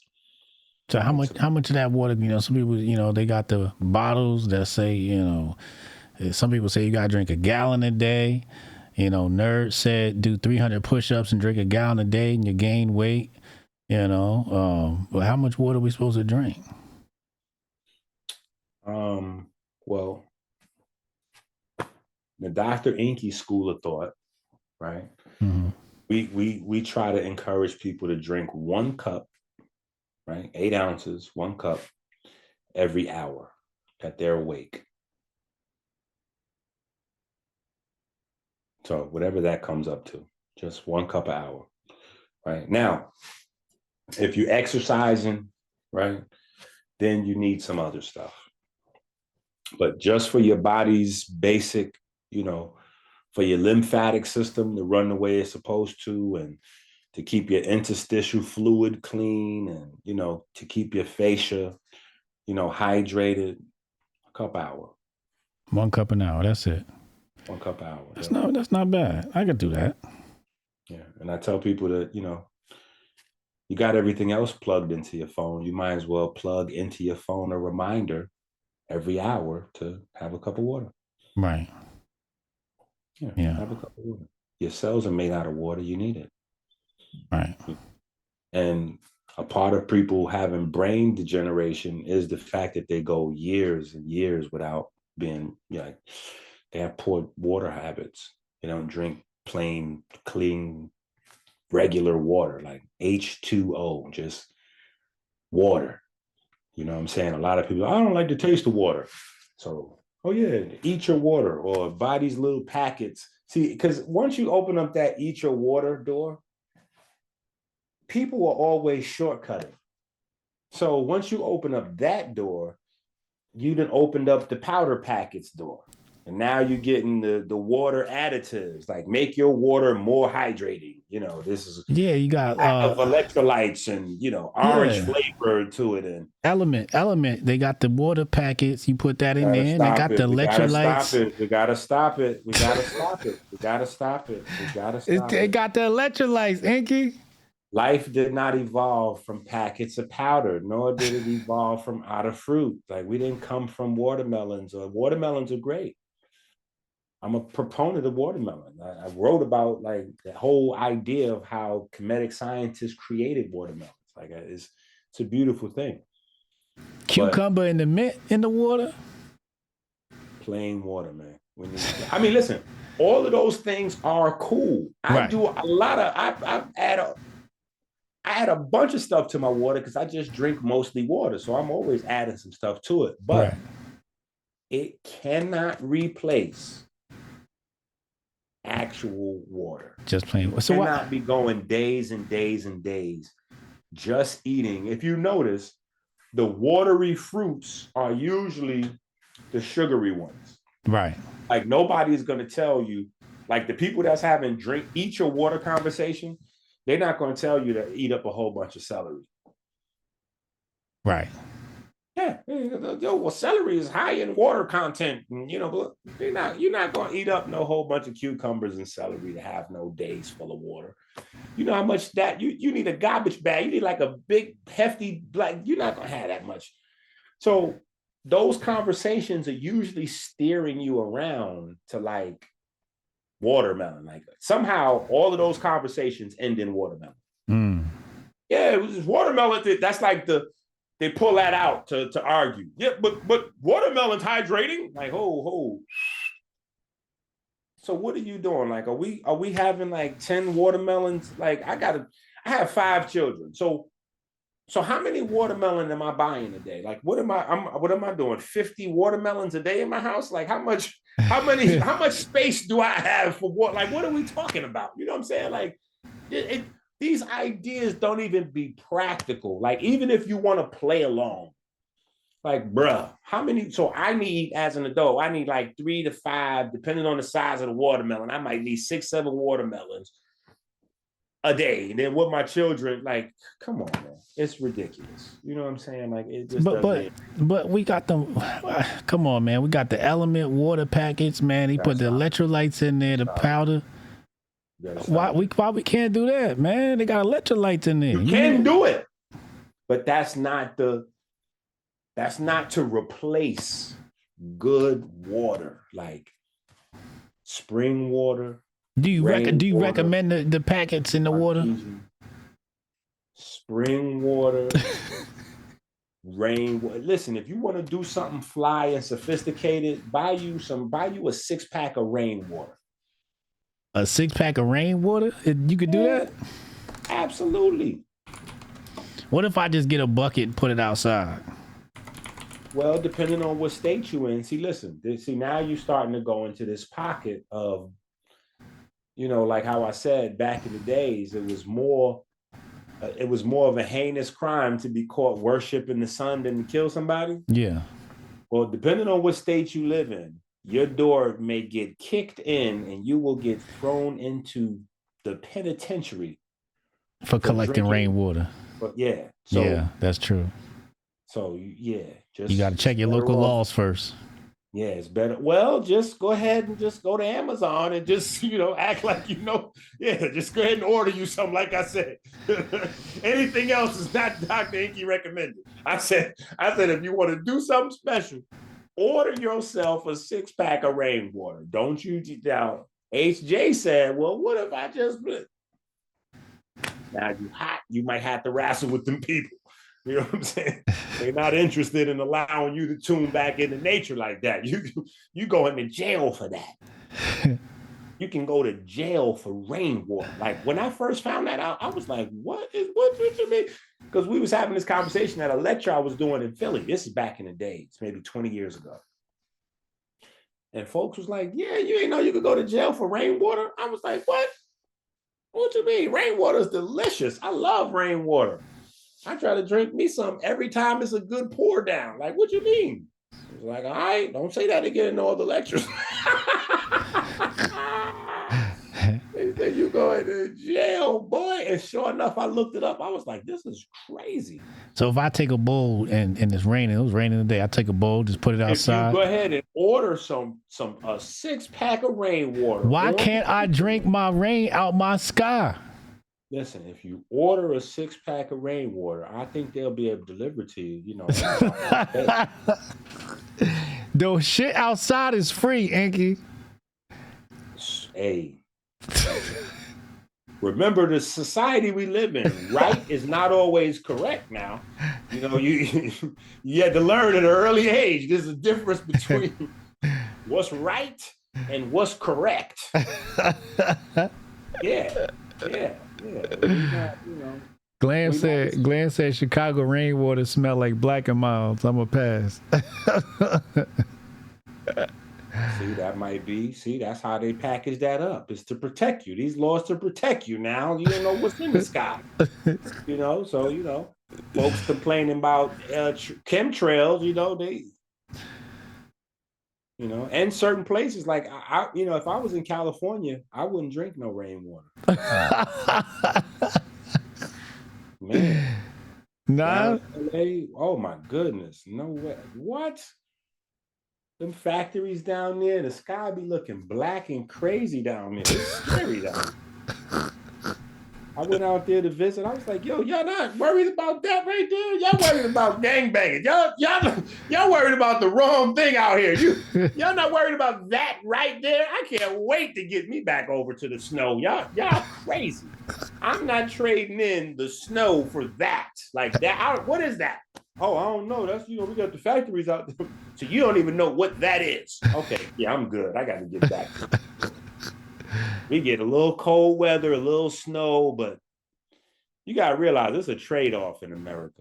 You go to some places, they like, oh, it's just warm over here. Yeah, but y'all get tornadoes. Like I'm cool with. I'm cool on tornadoes. Like I'm just, So it's trade-off. It's a trade-off. You know what I'm saying? So yeah, it can be packaged that way. It's protecting for you. They're trying to protect you. So everywhere the rain might not be kosher. So again, like I said, go ahead and you want to do something special. Get you a 6-pack of rainwater. All right, last question about water. Some people said I shouldn't put ice in my water because, my body shouldn't drink cold water. I should drink water at room temperature. Some people said drink warm water. Does that make a difference?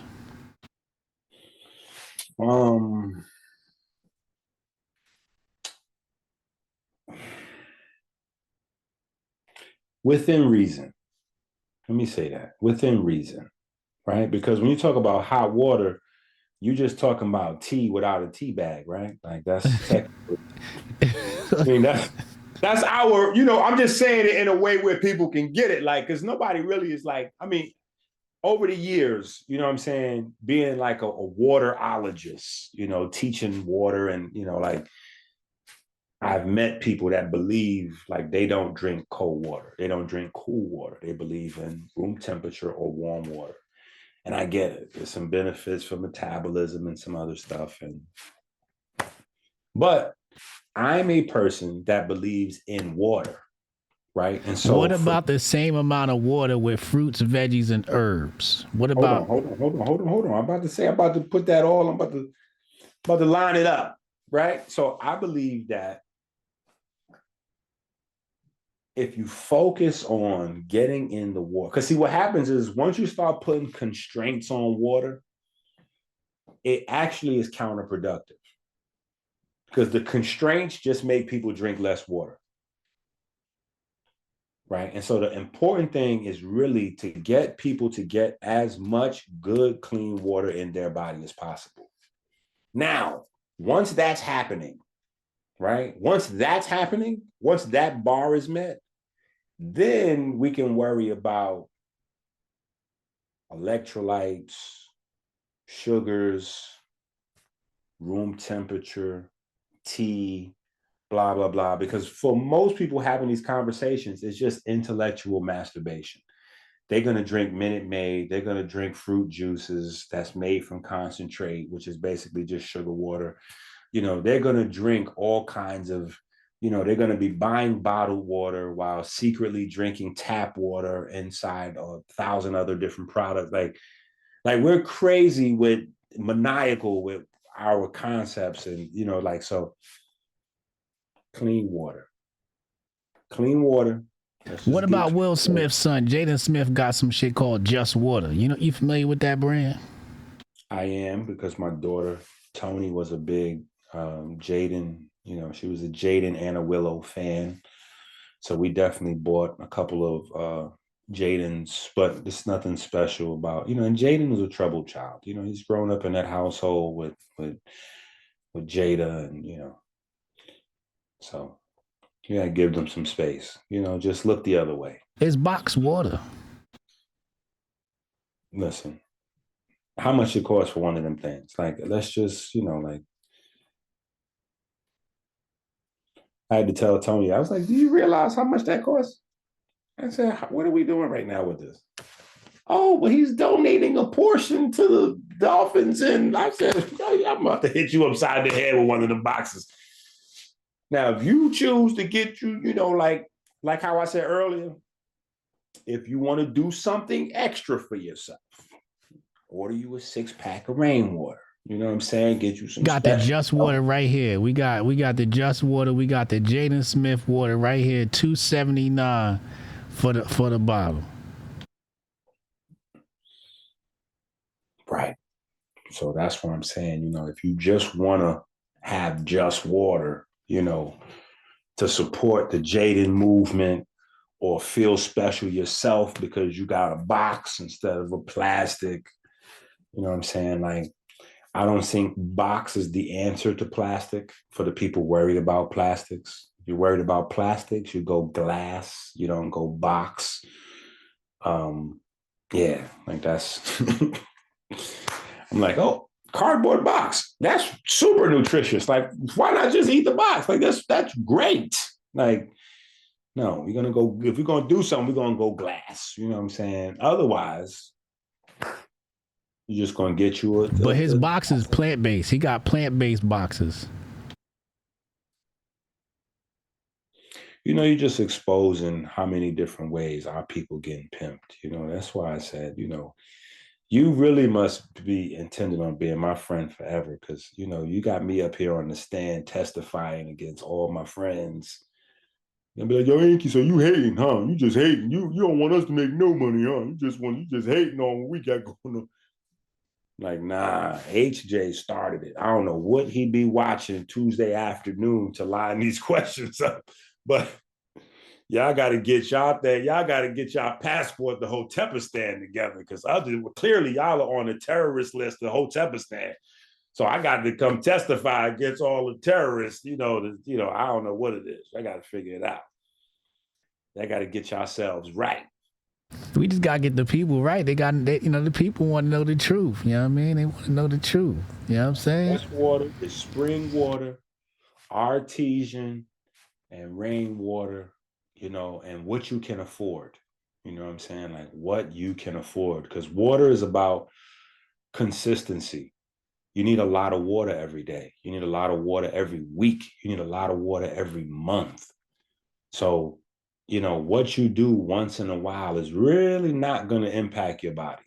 You know what I'm saying? Like, it's really about what you do consistently. What type of water do you drink every day, all day? Yes, it's good, tasty, nutritious, and delicious to throw some watermelons in. I be stalking black seed watermelons. Like, listen, you like nobody can't tell me nothing. But I'm not going to go on the internet for views, clicks, and likes and tell people they're supposed to only be drinking water from, like, come on, man. Yo, LeBron, I just seen this ad right here. They got Bron up here. Bron got his own water. He got some water stuff going on. It's called Life Water. Okay. And the Bron Life was Water is influenced. pH balanced and it has electrolytes added for taste, man. Bron was influenced by what's his name? Oh man, I'm trying to think of the guy's name. He used to play with Golden State. He was the center, something McGee. Aaron McGee? No, no, no. He was the center for Golden State. And then he played with LeBron. And he's into the culture. I don't forget. I'm mad that I can't think of his name right now. But he's into the culture. And he had a water company. He was doing some stuff, vegan. He was promoting a lot of different healthy JaVale ideas. McGee. JaVale McGee. JaVale McGee is a real one. Bron might just be trying to facilitate his exit from the NBA, just throwing stuff. He got a new mind-numbing, dumb, idiot game. Well, peep this. Peep this. It says right Royal here. Tetris. He got a new game. Peep this. It says the pH of Life Water is in the range of 6.4 to 7.4. What? They advertise that? That's crazy. See, that's how that's how he don't know what he's doing. Bron, hire your man. Hire EnQi. Let me get you together over there because you got the wrong folks. That's a lot of mistakes in the business chain right there. You got a lot of idiots in place. Like that's a lot of idiots right there because it's checks and balances. You got product people. And then on top of product people, you got executives that's overseeing stuff. And then you got a whole nother department of folks that's supposed to be marketing. Like, How'd they let you put that 6.4? Like, what are you? That's like Dr. Sabi's son got mad with me because I was telling, like, bro, you running around promoting alkaline diet and you telling people to drink buffalo milk. What are you doing, bro? Do you know buffalo milk is acid? No, don't know buffalo milk. I said, what are we going to do about these people? You just have to extend your arms and hug them. See, my 9-year-old twin says everybody needs teddy bears because everybody needs hugs. But that means you got a good variety, of water, because it's from anywhere from 6.4 to 7.4. That's a good variety. That means you just have to not buy that LeBron water. That's what you should do with that. Just not get that. Support LeBron with the basketball jersey. Like, we know that he knows basketball really well. So if you want to support LeBron, you go and get a basketball. I have a couple of pairs of LeBron sneakers. Like, those are made very well. I think those are great basketball sneakers. Those are very good basketball sneakers. I'm a LeBron fan. I done raised my children to be LeBron fans. Like, support LeBron in the NBA. We thought Space Jam 2 was good. You know what I'm saying? Like, we down with team, we down with the jam. So what is the pH again that everybody should want? 7.365? Well, that's what your blood's supposed to be. Right. 7.365, right? Yeah. So anything really You know who taught me that? This dude named Dr. EnQi. Hotep, you're a genius. HotepJesus.com. So your water, though, you might want your water to be a little bit more than that. You know what I'm saying? Your water should be anywhere from like a 7 point something, 7 point something. Anything is good. 7.2, 7.3, up to like a 8 point something. You want your water to be 7 point something to 8 point something. Once you go past 8 point something, you should not be drinking that. You have went into the space of alkalosis. People don't realize that acidosis and alkalosis are just as dangerous. Like, you don't want to have too much acid. You don't want to have too much alkaline. It's just as dangerous. Most people don't even know there's such a thing as alkalosis, but that's a real thing.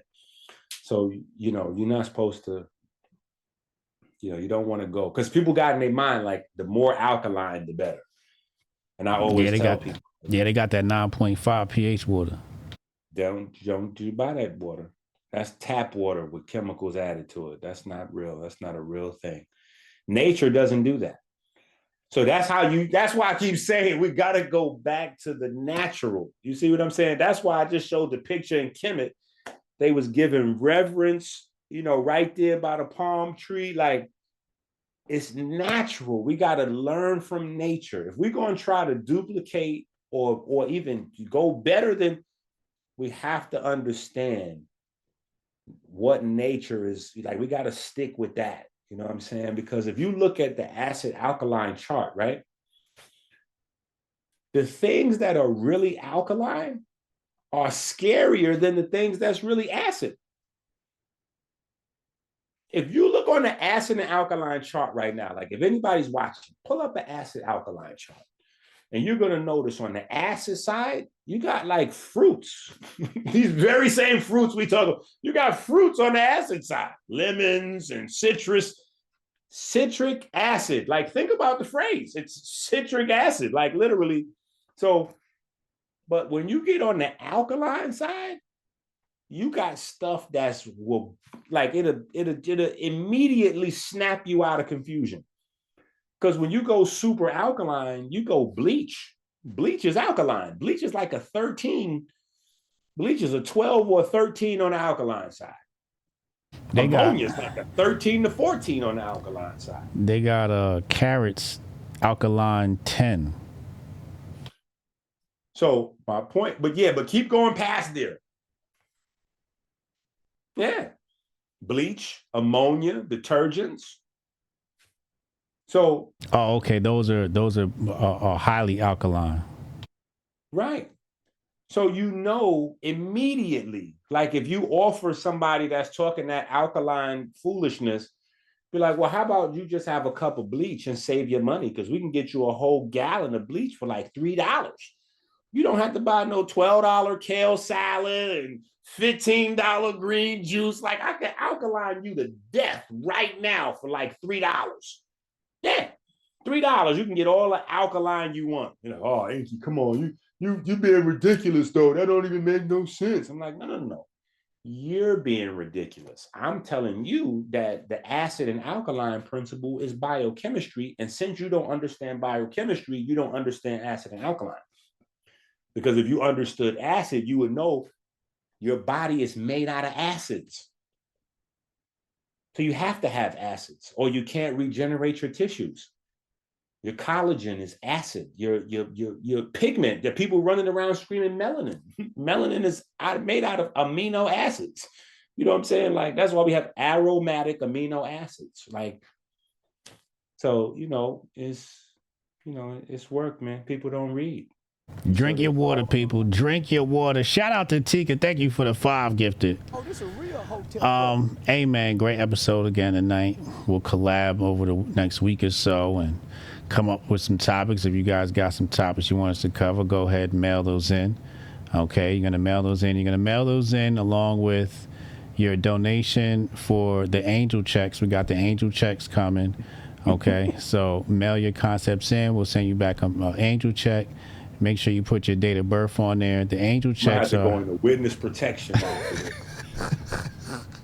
The angel checks is going for $170. Okay, and I'm just going to write on there how much money you should get. So I might write 1.75 million, 170,000.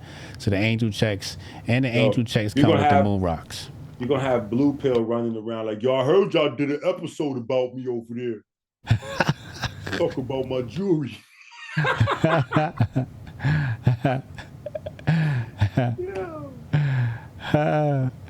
right, y'all. I'll catch you next week, bro.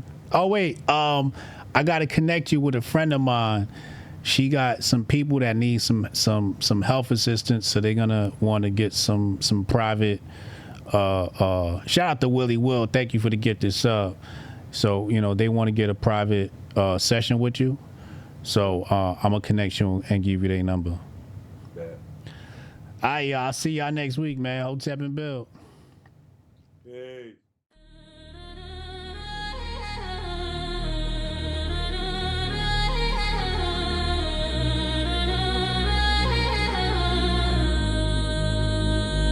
Yeah, in the IB, where the post they lie. Electron spin, got a rhythm to survive.